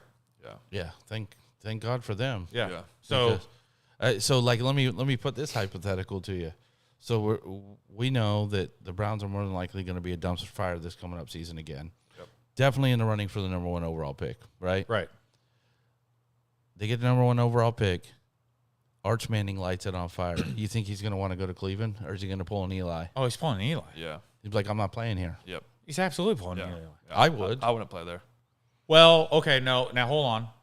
It's his dad's different. Yes, his dad is different. His dad is way different. Yeah. So his dad, because Peyton, Arch did it with Eli, Yes. but not Peyton wasn't going to do that. Yeah. So like, He did it with Eli because Eli was more that type than Peyton was. so like, I'm more in the mindset like I'm going to take that as a personal challenge. Right. Yeah. What? This team has been trash for years. Let's pull this up out of there. I'm going to be the one that does that. Whether that's the case or not, but that'll be the mentality I would think would need to happen. Arch's dad may tell him, be like, no, you're going to man up and you're going to. I love it, dude. I would too. I mean, he's a grown ass man now, but Because I forget what's Peyton's older brother's name. God, I can't remember now. Anyways, yeah, he's way different. He's had his life experience and everything else. I guarantee he's going to be like, no, take that thing. yeah. Show him, Show him how you build something. Yeah. You know what I'm saying? Show him. I remember in the middle of the season, the college football season, there was like Peyton and Eli were like, "Is he adopted?" Yeah. Because he was playing. He caught his stride though. Right. About halfway through the season, kids. But We'll see. You got to think about it because if you are because with him, he lost his because of the health issue and everything else. I just think that the way he approaches life and everything else, I don't think that he would. But it brings up a thing for me, like talking about Shador and Eli. They don't have that thing that kids that come up with nothing or have to grind and like had a different like life. Yeah. Right. Like it's different, bro. Yeah. There's a different fire, I believe, inside, as opposed to a privileged life. Yeah. yeah. You know what I mean? Because like they're privileged for sure, like highly privileged, and there's nothing wrong with that. But I'm just telling you, it is a different drive and a different fire that burns in people who don't come from that lifestyle. Yeah. You know what I mean? They're like battle torn, war torn. Like just Yeah. No, 100%. Yeah. Trying to see who was all in this room right now. Who's in this room? Talon Green. That was it. It was the kid from Arkansas. Oh, the kid that run the 4.3. Yeah. That was it. You might have thrown him over there on the wide receiver side. That's dude, what I if would anything. do. I would. He's a speed demon, bro. I would move it. I would have had him over as a wide receiver Immediately. Yeah. So let's talk real quick. I want to shift gears, right? Okay. Let's talk some baseball, Devin. Oh Lord. So Devin, of course, he's a Philadelphia Phillies fan. Yeah. And I'm a fan of the best team in baseball right now. The best team in baseball. Smoking that trash. What happened last year in the playoffs and the year before that? Who's won the World Series? Oh God. Who's won the most recent? Have you guys ever won a World Series? Yeah, like 2008, I think. Yeah. Yeah. Right, I know. I'm just talking. Ryan, hey, you might as well bring Ryan Howard back to back clean up, dude. You know that? Listen, Brandon Marsh, I'm not the biggest fan of his, but he's having a crazy season from a hitting standpoint. Look, let's be honest here. You guys are doing way better than you started. Oh, yeah, they're Once you up. got rid of Rob Thompson, I mean, look, it's been what did we start the worst in Phillies history? Yeah. At like 9-19, and I think now we're. God, your differential's still minus 14. Well, our Jesus bats have Christ. been so bad, and look at Trey Turner, someone who won the batting 300 last year, National League batting titles, and now he's batting like 220. I mean, Yeah, they were giving him hell up in Philly too, bro. yeah. Bryce Harper struggled. I think everybody struggled when we get Rob Thompson as a coach. I don't know what happened in that locker room or what happened, but it seems to turn it around. But like you said, our run differential still, I think, minus 14. I think your guys is like plus 114 or something. Yeah. I mean, some crazy stuff like that. I mean, obviously, I think the Braves have probably one of the best offenses in MLB, but Well, other than the Dodgers. of course, yeah. Which I mean, that's Yeah, they are exactly 114. Yeah. I mean, so it's like Other than the Dodgers, obviously, which we already know. I mean, Dodgers are a freak of nature. No. Dude, if they get Scooble, Yeah, I might quit watching baseball for a little while, bro. Yeah. What, if the Dodgers get screwed? Yeah, they have. You know what's so crazy about the Dodgers, dude? So they buy everything up for one, right? Yep. They don't. They still have a top 5 farm system. They are stacked. Okay, so here's my question. Okay, Their farm system is stacked. so you guys have seen the talk of them what they're talking about with the players, with the cap, and everything. Yeah. What are you your seen that, thoughts? I've seen a little bit of it. I think it needs to happen. I think this is becoming a little too out there. Yeah, I mean, these guys, these owners of these baseball teams, obviously these guys can afford to pay this luxury tax. It's nothing to them, but it's getting to the point now where we get the Dodgers. I hate the Yankees, but I'm going to say I'm the Yankees. These teams just dominate over and over and over again because they're not afraid to spend money. I mean, Well, so They have the money to spend. exactly. Too, like Yeah, you Right. said. yeah, but the nice thing though is that they're also putting a minimum, yeah, making the smaller teams have to spend so much. yeah. I like that. I think yeah. it throws a competitive balance down that is, like I would say, put a hard cap. Yeah, I agree. Hard cap high, hard cap low, bro. Right. And then, all right, let's see how you do, man. Let's manage this thing. Let's make this real. Because it frustrates me when you look at like a Marlins team who is literally their highest paid player is what's his nuts from what is he on the Yankees? Chisholm. Yep. Yeah. Like your highest paid player is not on your team. Yeah. Yeah, no, I mean, They have a good farm system, though. They're- Speaking of farm they're- system, what you were saying. Yeah, I but mean- but still, like that, like are you serious? They're the farm system for the MLB is basically what they are. But But that- but that's- anybody good that gets there is going to get traded Yeah. rather but quickly because and they don't you- want to pay them. And then you have no attendance at your games. You yeah. got 6,000 people Yeah. in a place that is a Massive. large Yeah. Hispanic community. You would think it would be ginormous crowds going to these games. No. Yep. It's trash. I mean, you dude. make them a contender. The amount of money that franchise can make if they Yeah. did pay people, Yeah. keep people, stuff like that. Oh, yeah, absolutely. I mean, it's I would say 70% Hispanic down in Miami. You Yeah. know what I'm Yep. saying? And Yeah. like it's 70% Hispanic in the MLB, bro. Yep. You know what I mean? I know it doesn't make any sense to me. No, Like yeah. like no one wants to go to the game because no one wants to watch their team lose, Yep. even when they're playing well. You well, know? and a lot of times people want to go to games for a certain player, right? Yeah. A lot of people don't want to go to games just for the team. They see a certain player, and that's what makes them want to go. They don't really have that certain player. That makes me want to go. Exactly. I mean, exactly. Like even basketball games, for instance, too. You see it. I mean, I don't care about a lot of the teams, but they come to Miami. Oh, I'll go. Shoot. Like, Listen, when Yeah, I we was watched growing Miami up, smoke that. I was like, okay, I want to see Ozzie Smith. I want to see freaking Yeah. McGay. Oh, yeah, I was yeah, like, Ray Langford. I was like, come on, I was so excited to watch these guys play. Yeah, a couple years ago, I drug my wife to a Dolphins game on Christmas. Yeah. Because Aaron Rodgers was playing. I want to see Aaron Rodgers play. I want to Yeah. see him throw the ball, dude. Yeah. You know what I mean? Same thing. Like if I wanted to go to that game too because I wanted to shoot him. This is my fucking nemesis. I hate that I fucking hate him so that guy. bad. God, I hate that guy. Actually, I don't really hate him that much anymore. He's a weird character, bro. He's a very strange character. Yeah. I mean, He's not a team player. I've actually, I don't know. I don't think he is really either. You know what's funny is I saw a thing that was showing his numbers versus Marino's, like stats, like games played and everything. Jesus Christ, I did not realize how how good he is. But then you look at like he'd played, I don't know, it was like 10 more games or something than Marino, and their yards and everything, like percentages, and then it showed like how many rushing yards he had, like over and all this stuff. And it's like, Jesus Christ, you forget. Hey, because you think about how great Marino was, right? Yeah. Well, a lot of people don't know exactly because Marino never won championships unless if you're just some nominal, NFL fan. Right. They really didn't know that guy was way ahead of his time for No. one. Not just saying it because he's from the Dolphins, No, I but know. he was way ahead of his time, bro. They weren't throwing the ball like that. Right. But then it showed all their passing yards, but then it also showed all the rushing. So then you just realize how fucking amazing Rodgers is. Language. Oh yeah, sorry. We're transitioning over to high school sports, bro. I know. Language. I know. I got too excited. I apologize. And it was and I was like, man, Rodgers is so good.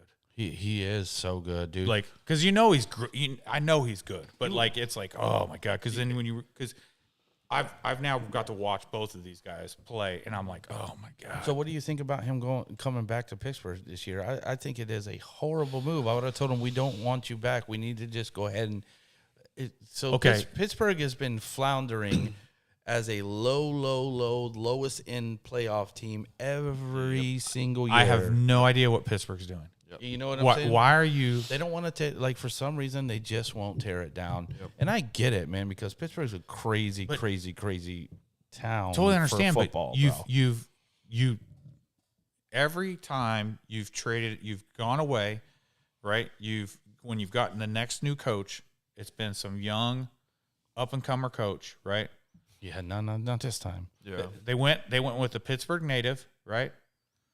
And they have with it doesn't even make I don't even understand. Have you this. seen any comments? Just sorry, I cut you off. Yeah. Have you seen any comments? I'm Dave? assuming his wife is probably running her mouth. Probably. No, just Dave. Dave's the only one that's commented. She's probably on Facebook. She probably will start now that we just mentioned it. So Yeah. she probably is on Facebook. You're probably right. Yeah. We're seeing the YouTube comments. YouTube, yeah. I'm gonna go back and watch it, bro. That's So- what she said. But yeah, the whatchamacallit, it doesn't make any sense. That you add Pittman, you trade for Pittman, you do all this Then stuff. they were gonna draft a wide receiver Yeah. in the first round. I didn't understand. Yeah. Yeah. Like you just and you don't let go of any of your old players. Like you just keep reinvesting. And there's value to be had on their team for as far as like draft equity goes. This is the time. Like you could Load up. trade TJ Watt right now and still get a first round pick more than likely. Especially for next year. Yeah. And you would think too, some of the franchise with that much success, that much Super Bowls, that these first round playoff exits are not enough. We're expecting more. Like this is we're getting to the point now where yes, we're going to the playoffs, but we're not doing anything. So what? And it's what, also giving them these draft picks. yeah. Yep. Where they're 19th, 21st, 22nd pick, you know what I'm saying? And they just stay in that range. Yep. And don't get me wrong, it's the first round, bro. Yeah. But like you're not getting quarterback range, bro. Yeah. And that's the problem. Yep. That has been the problem since Big Ben left. Yep. And they have cycled through numerous Like Pickett. You don't trade for players. Yeah. You trade away Yeah. so you can be ready for next year's draft. And I mean, look at it. I mean, look at right now, like quarterbacks, like not knocking them or anything like that, but we still have quarterbacks like Joe Flacco and Aaron Rodgers playing. Quarterbacks are not easy to find. That's why we're still using quarterbacks that have been in the league for 20 years because they're not easy to find. So is that her? Here she goes. Perfect. I got the green light to talk trash. There it is. That's my little cousin, by the way. That's Devin's wife. She's awesome. She's awesome. She's definitely gonna start talking now for sure. I'm sure. You opened the door, invited the Oh yeah, dude, 100%. So we gotta have you. We gotta have a fantasy draft on here. Yeah. That'd be fun, yeah. Yeah, like you come on live and do a fantasy draft, bro. That'd be badass, right? Oh, yeah. Language, John. Jesus. It's all right. She's in here. She's probably going to say some crazy stuff in the comments. That's fine. I told her she gets to fire away. Fire So, Devin's got 2 young boys. Yeah. We're going towards some sports with them, huh? Yep. My kid's already throwing stuff at us, throwing stuff at the walls. You don't care what it is. He's picking up and throwing it. So, Like, I don't like it you threw that at the wall or at me, but dang, that was kind of a good throw. you got a cannon, son. You got a cannon, son. My wife gets all pissy with me a little bit because she knows how A little bit? well, like about with what I'm about to say. Okay. So she knows how I am about sports. I'm freaking fanatical Yeah. about it. And I'm like, as soon as he gets up on his feet, dude, he's getting a ball in his hand. Yeah. Oh, he's going to do what he wants to do. If he likes it, he will. I'm like, all right, I'm going to let you talk. I'm going to let you talk about that one. But I ain't going to fight with you, but this is happening. I hope she's in the comments. No, she's not at the moment. yeah, she's busy. But your wife did say, "Don't let Devin fool you. He has no idea what he's talking about." We have a rule in my like a little rule in my house when the Eagles are on, man. I don't talk to nobody. Don't talk to me. Don't look at me if we're losing. Just stay in the other room. Just So- try to avoid. So here's what's funny is that my wife is when the Bears game is on.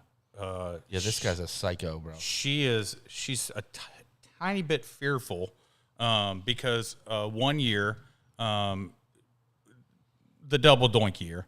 We benefited from that. I may or may not have ripped off my jersey and thrown it and went to bed. Like this.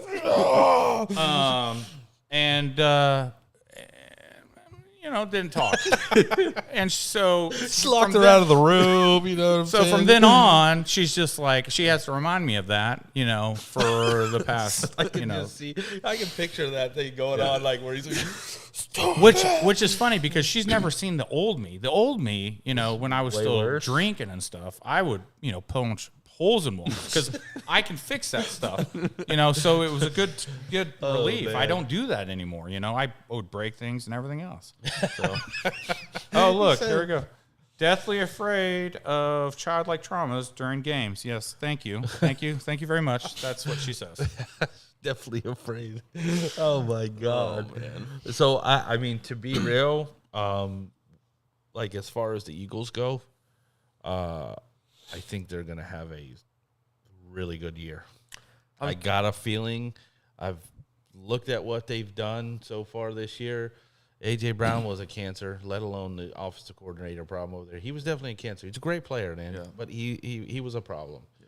He was causing problems in the locker room. That's not good for cohesiveness. You know what I'm saying? Yeah. I like their OC they hired. I like it. I'm kind of on the fence. I don't know. I'm on the fence. I got a feeling, dude. I'm telling you. Let me ask you because let me try to, because I want to be happy. I generally do. But after these last couple of years in the offense, the way it's looked, and with all the talent we have, like, I'm just trying to find out what can I think of this guy to make me like excited for the year, right? Because Winning. I mean, of course, but we win, right? I'm not just saying because I'm an Eagles fan, but for the last couple of years especially, we win. We find ways to win, especially with Jalen Hurts. We just find ways to win. It may be uncomfortable, may look crazy and weird, but we win. So that's kind of what scares me, obviously, and Mekhi Lemon, I don't know really about him too much. I just know that he had one good year, and he played in college for 3 years, I think. In the first year, he basically didn't do anything. In the second year, he was a very, middle-of-the-pack player, and then this year, obviously, took off. But I don't know. She's going from someone like A.J. Brown, who obviously, which I don't know how you're upset when you've had the best years of your career playing for the Eagles, but, hey, to each their own. And the way that and obviously the way he acted with his, best friend and all that stuff like that and caused – problems in the locker room. And I do think, I will say this, I think Devontae Smith is more of a number one than he ever will be. Yes. That dude, he's a ball player. He don't play no games. If the ball's up in the air, he will give you everything that dude has to catch that ball. Obviously, we saw last year with the 49ers and Eagles, A.J. Brown's on balls fly through his hands and stuff like that. You want to be a diva, then, hey, show why you should be that way on the field. But like I said, Mekhi Lemon, I just don't know how to take that pick. I was a little upset about it, and I just don't know. Who did you want? But you can look what players you traded for grab my coffee real and quick. picked Hold up. Yeah. You brought in better overall talent. Mm-hmm. So and Mekhi Lemon is going to be a stud. I think he's more like a kind of like Luther Burden. Mm-hmm. Is going like Luther Burden came out to be. He didn't have the production Luther Burden had in college, but I think that he fits more like that mold. And that's what, when I was watching his game tape and stuff like that, I was like, God, that dude. I'm not sold, dude. People I'm have definitely compared him. not sold. Who's on the Lions? Why am I having a brain I'm fart on right now? Raw. Williams? I'm on Raw. People have compared him to him, and I'm like, I don't know. I don't know the way that dude. I've seen some of his interviews. You know what I'm saying? Amon Ra is a super duper smart football player. Yeah. Is what makes him but that's so why, good, and he outworks everybody. But that's why I thought of like Luther, because Luther kind of came off that way in the beginning, and then you saw him actually play, and you're like, okay, never mind. It was more the attitude. By the way, our wives linked up on this. Oh, so they're all talking. They said, "I can relate, Christine," and Yana just said, "Go Birds." There we go. Who did? Yana. Brianna? Yeah. Oh, it's Brianna. No, Ryan. Sorry, I think I put on my glasses here. Is Anna? Who's Anna? Dude, Ryan. Oh, Ryan. Ryan, huh? Yeah, Ryan. Is that your boy? Might be my dad. Yeah, your dad. Oh. Okay. It's Ryan. What do you think about this, man? Tell us what's going on, bro. But Yeah, see, this is why I have to wear glasses. I'm getting so damn old. He's older than dirt, bro. Yeah. I'm pretty old, but he's old. Yeah.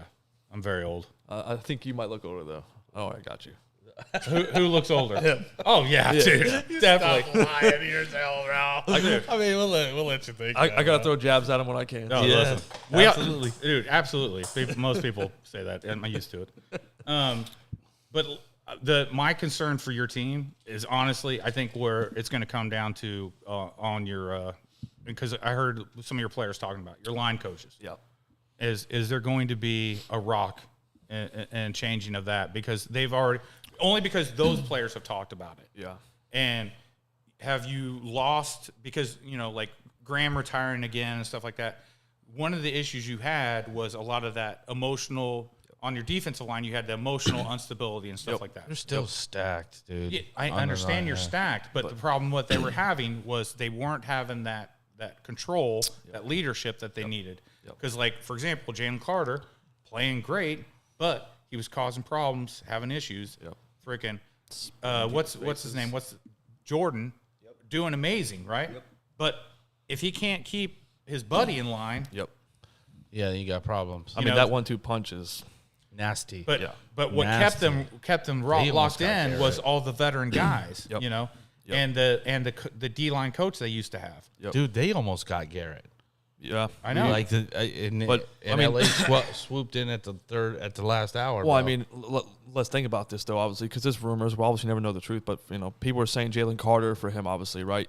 yeah, I wouldn't have done that. I don't think either. I've done that either. Jalen Carter's so early in his career. The only problem is Jalen Carter. His whole entire football career is the guy just cannot stay out of trouble. He's spitting in people's faces. He's doing all this crazy crap. If he can knock that off and just focus on ball, I think he'd be a great player. I mean, he was a year or two in the league, and people are double teaming this guy already. Right.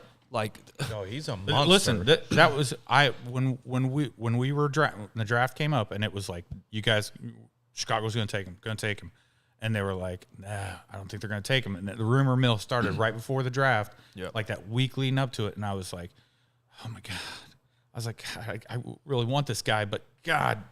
My coaches can't handle him. There's no way they can't handle him. There was extreme dysfunction going on over there I at was the like- time too. He would have been in jail probably. I was like, this is not going to go well. And I didn't know they were going to take Darnell Wright. There was like hints of it, but I was like, there's no way. And we took him, and I was like, all right, I'm glad we did because I'm super excited for them, dude. The second year in their coach's system, bro. Man, the dude's a monster. Their coach. He's good, dude. Dude, yeah. He's real. I was concerned. Like, I know what he was as an offensive coordinator over in Detroit. He was amazing. Yeah. Phenomenal. Amazing. And I was concerned, like, for the same reason we just talked about earlier, some people are just coordinators. Not really. He's a ball coach, bro. He really is. And one more year in familiarity from the offensive guys with his system, dude, to be able to implement it now. Ooh. my concern is, because I thought we were going to go into this draft focusing more on defense. Obviously, it didn't work out that way. But is Dennis Allen going to focus on the proper things? Like, he said, Pass rush. Well, he said, we focused on making sure we implemented anything, and we didn't focus on the basics. All right, are we going to focus on the basics? Is everyone going to stay healthy? If that's the case, great, because then maybe. I like the first round pick. First round pick was freaking phenomenal. Well, I love Logan Jones. I love Sam Roush. But I don't necessarily love them where we got them. So, like, if they had any kind of pass rush, that Rams game would have been a completely different story. For sure. The Chicago, if they had any type of pass rush, bro. I watched that game back, right, later. If he was playing, if he was not pushing that whole game, like Caleb was playing, then we would have had no problem winning that game. But he was trying to play hero ball, a lot of that, and that in itself caused us. I mean, that throw was to Colston Loveland. Dude. That was ridiculous, freaking stupid. I'm actually so shocked that the Bears didn't use him more honestly.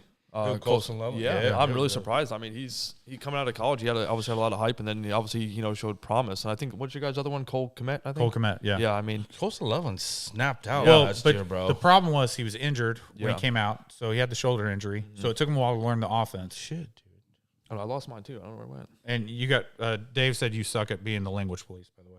The language, please. Yeah. Oh, I just said it again. I'm trying to stop doing it at my house. Too, what are you looking for? My dip. It's right there. There it is. Oh, that's yours, Mine Devin. doesn't Ain't it? see. Yeah. Grab that. So Colston and Luther both had to pick up on the offense because it was so detailed. Yeah. So that took a minute for them to get there, and then throw in the fact that I think that everyone, you was trying to get everyone to get into it. I think that's what slowed down the process. Yeah. But because man, by the halfway through the season, unlocked. Yeah. And then it was over. Yeah. And that's why I think because those two showed so much, that's why, them like taking that Xavier Thomas kid. Yeah. I was like, what? I was in the bathroom when that draft happened. I'm screaming, like, what is happening? The wife sneaking out the house. Oh, here we go. I'm like, She'll cut him too, though. That's the thing. I was like, is this the dumbest thing? This is some 7th round kid, like whatever. But then again, I calmed down. She's like, calm down. You know, you got to trust him, blah, blah. And I'm like, you're right. It's hard to trust him. But, my initial reaction is to freak out. Yeah, but, of course, yeah. But then again, this dude is a genius, right? But sometimes you have to worry. Are you playing too smart? Yeah. Are you getting too cute? Yeah. But here's the thing. When you watch what, because I start thinking about Poles, because Poles does this cute stuff. Valus Ryan Jones, Poles, yeah.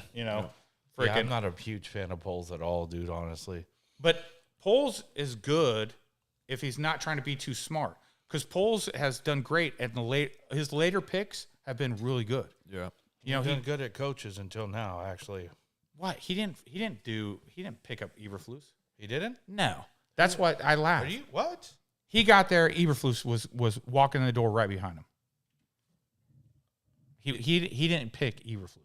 Eberflus, they already had a board picking Eberflus. You couldn't have picked a worse candidate, honestly. I mean, You can thank Bill Polian and all those guys. Nuggets. So that's why I don't blame Poles for he had to sign off on it and go, I liked him. But there was you're walking in the door. Here's your 3 candidates, all right, and you're gonna pick John. Yeah. But I really like Devlin. No, you're gonna pick John. Yeah. Yeah. I mean, if you don't allow somebody to do their job, then But and you didn't give he didn't even have an option. It wasn't like he had an option to even look at it. It was within a week. Yeah. So they already had that selected. That was done. yeah. But they played it off like it was his pick. So They needed a scapegoat. Yeah. I mean, isn't this cool, dude? So we talk sports all day, so we're like, and we got an opportunity to do a podcast. Yeah. I'm like, why not? Yeah. Yeah. I could sit up here and talk all day like this, bro. I mean, yeah. They're just a couple guys screwing around, Yeah. talking sports, talking Yeah. shop, man. yeah. Yeah. And I love it. Good stuff. So what are we thinking? You guys about ready to wrap up? Hold on. Let me mention, just so everyone's aware, Kerry Brown, University of Minnesota defensive back, is holding a youth football camp at the Naples High, graduate, on Saturday, June 27th at 9:30 to 1 p.m. So if anyone's interested or would like to attend, please make sure you check that out. Again, that's Kerry Brown he's a University of Minnesota defensive back, and he's a Naples High graduate. He just went into My radio voice. He's holding a youth football camp on Saturday, June 27th from 9:30 to 1 p.m. So come on down. yeah. All right. But hey, There's that. thank you so much. Yeah, no, thank you guys. I was gonna say, do we have to talk? Are we gonna talk about the Spurs and the Knicks? Or are we done with that? yeah. Oh, Let's do wait a that. minute. Hold on. Yeah. No. I feel like with the game tomorrow, we surely gotta talk about it, right? There's. Okay, so who you got? I mean, Not who you think is going to win. Who did you want to win before this started? To me personally, I despise anything Knicks. New York and Yes. Knicks. Yeah. Okay, So, well, we've kind of figured that. So. yeah. me too. But I mean, to be honest with you, I think it's over. But I do have a little bit of a doubt because if you think about it, the Spurs have been up by double digits every single game. Every single game. Every single game. Every single game. And, game 2, they blew it. They should have won that one. And obviously we know the worst, collapse in NBA Finals history. So Wemby blew it. Yeah. Wemby blew it. De'Aaron Fox is. Well, I'm not even talking about his game, what he did in that game. I'm talking about the 2 free throws he missed in crunch. Not one. He missed both of them in crunch time. The pressure got to him, bro. He was shook. Are you saying that his butthole kind of went and all the air got sucked out of the room? Oh, he said, "Oh my God, free throws." Well, and he's 85% free throw shooter in the playoffs and 82% for his Dude, career. of course he is. All he has to do is go like this, and he's almost there. Yeah. Seriously. No, yeah, you're not kidding. Yeah. I too think it's over. I don't know if it's going to be over this game. I pray it is for New York. You gotta. I would leave that city now. Yeah, no, It's like the purge. He just said it earlier. I would leave now. If they win, they're gonna burn it down, bro. Yeah. If they lose, they're gonna burn it down, bro. One way or another. I can't stand that. Yeah. I hate that. Dude. Man, have some class, man. Yeah. Like, you get out there, light some cars on fire, cool, bro. I get it, man. That happens every time there's a celebration in the city. Yeah, you know flip what I'm one car. Yeah. I mean, saying? come That's on. cool. That's cool. I mean, I'm an Eagles fan. We burn stuff down too. Yeah. I don't want to be proud of admitting it, but No, I mean, you got to grease the poles in Philly. We get it. But I mean, listen, I was telling him, because I've been sick all week, right? So I'm sitting there and I'm watching the couch. Sick all the time. But Yeah, shut your dirty tramp mouth. I was sitting there and I'm watching the game from my couch, and now I've gone to inside the NBA, right? And, normally the fans, after a game, whatever. So, of course, they're losing their minds because that crazy finish. yeah. And we're looking around, and they're not even cutting to the things because the fans are still in the thing. Yep. And then they didn't want to leave. they didn't want to leave. Yeah. It was still super late. Yeah. And they were still fans in the damn Yeah. place. I was like, what is going on? Yeah. I get it, man, because they've been tortured for years, Yeah. dude. I understand that. But okay, here's what's crazy. Even the celebrities were still on the court. Yeah, they're a bunch of douchebags, anyways. But Okay, dude, get out of here. Listen, if I was a celebrity, I'd still be sitting on the court because I'm a diehard fan. so look, the only New York team I really don't have a problem with is the Giants. Actually, I mean, of course, I hate the Jets because I'm a Dolphins fan. They're in my division. Yeah. I hate the Bills and the Patriots equally. I don't hate the Bills. I hate the Bills. Why do you hate the Bills? They're in my division, bro. Oh my god. Those are my mortal enemies. I don't hate every team in my division. Listen. You ain't no real Eagles fan, bro. I hate the Packers. The Packers are the devil. Okay, all right. It's just different, I don't like the Lions, and the Vikings are like annoying little brother. Okay, that's how I would look at, like, if I was looking at, like, for you, if I was you, I would be very annoyed by, like, the Jets. Okay. Yeah. I would understand hating the Bills a little bit. They would be like my Lions in your avenue, but the Pats would be the devil. They're all the devil to me. But see, I'm not All three of them, bro. That's it. That's all there is to it, bro. You are my mortal enemy for life. I do not want. You know what I'm saying? That's just how I feel. I mean, I don't root for him, but I'm not. I have levels Yeah. in each one of my sports. It was always fun when we had season tickets because I don't know if anybody's been to a game in Miami, but it's 50% the other team. Yeah. Like there's 50% Dolphins fan in there, and there's 50%. Yeah, there's 50%. Patriots fans are There's ridiculous. 50% of the fans. It doesn't matter that which are in team. the shade, and the 50% of us that are dying in the blazing heat. Yeah, and it doesn't matter who it is. Ravens, Bears, Patriots, Bills. I mean, the Bills are the Patriots, the Bills, and the Jets they might outnumber us sometimes in our own stadium, bro. Yeah. But it was fun. We outnumbered you. It was fun, dude. I'd be in there running my gator, brother. For real. I mean, look at the Knicks. Knicks outnumber everyone in every stadium they go to. Yeah. I'll be honest with you. I have been rooting for the Knicks on this one, and I hate the Knicks. Yeah. But I have been rooting for the Knicks Jalen Brunson. just because this team is not. It's not the John Starks. It's not the normal Knicks teams that I despise. Yeah. And like, this group of players, and even Mike Brown, he's not a coach that I hate. No, I like Mike Brown as a coach. And the players that are on this team, those guys, especially three of them played together at Villanova. Like, there's something about this team, this group. It's different than teams in the past. And for some reason, I got kind of pulling for him. You know, I like Jalen Brunson. He's a class act. I'm just not a fan of his. I can't stand the flopping crap. It Everybody bothers me does to it. death. Oh, Jesus I know, Christ, but, everyone dude, does it. I can't, dude. It's part of the reason why I don't watch much basketball as I used to, because it's just him and SGA. They just you look at these guys the wrong way and they're flying halfway across the court. I mean, it's getting a little crazy. They need to institute a flop rule, bro. I mean, oh, you mean the Manu Ginobili rule that was instituted like 2 decades ago? that they never do anything with. You guys out of here? No, we're about to be done. Yeah. We're about to be done. Listen, I told you, I was just telling Devin, we love it, man, because we do this anyways. We'll sit here and talk sports all day on the phone, and we're like, oh, got an opportunity for a sports podcast? Yeah. Absolutely. Why not? Yeah. Let's do it. Yeah, your wife said, get the gross dip out of your mouth before you come home. My wife? Yeah, your wife. Oh, hell. No, not your wife.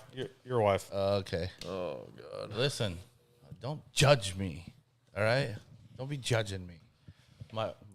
We probably should, because it is after 8 o'clock. All right, cool. Let's wrap it up, man. I appreciate it, Dave. Yeah, I appreciate you guys for having me. Hey, anytime, brother. You're more than welcome. Yeah. Hey, you want to come hang out? We're gonna start doing parties on Friday, sports parties, bro. If you're off, come over and check us out, man. Yeah. Hey, thank you guys so much for joining us tonight. I was so glad to be back. I missed you all, and we will see you next Friday. Take it easy. All right, take it easy, guys. See you next Friday.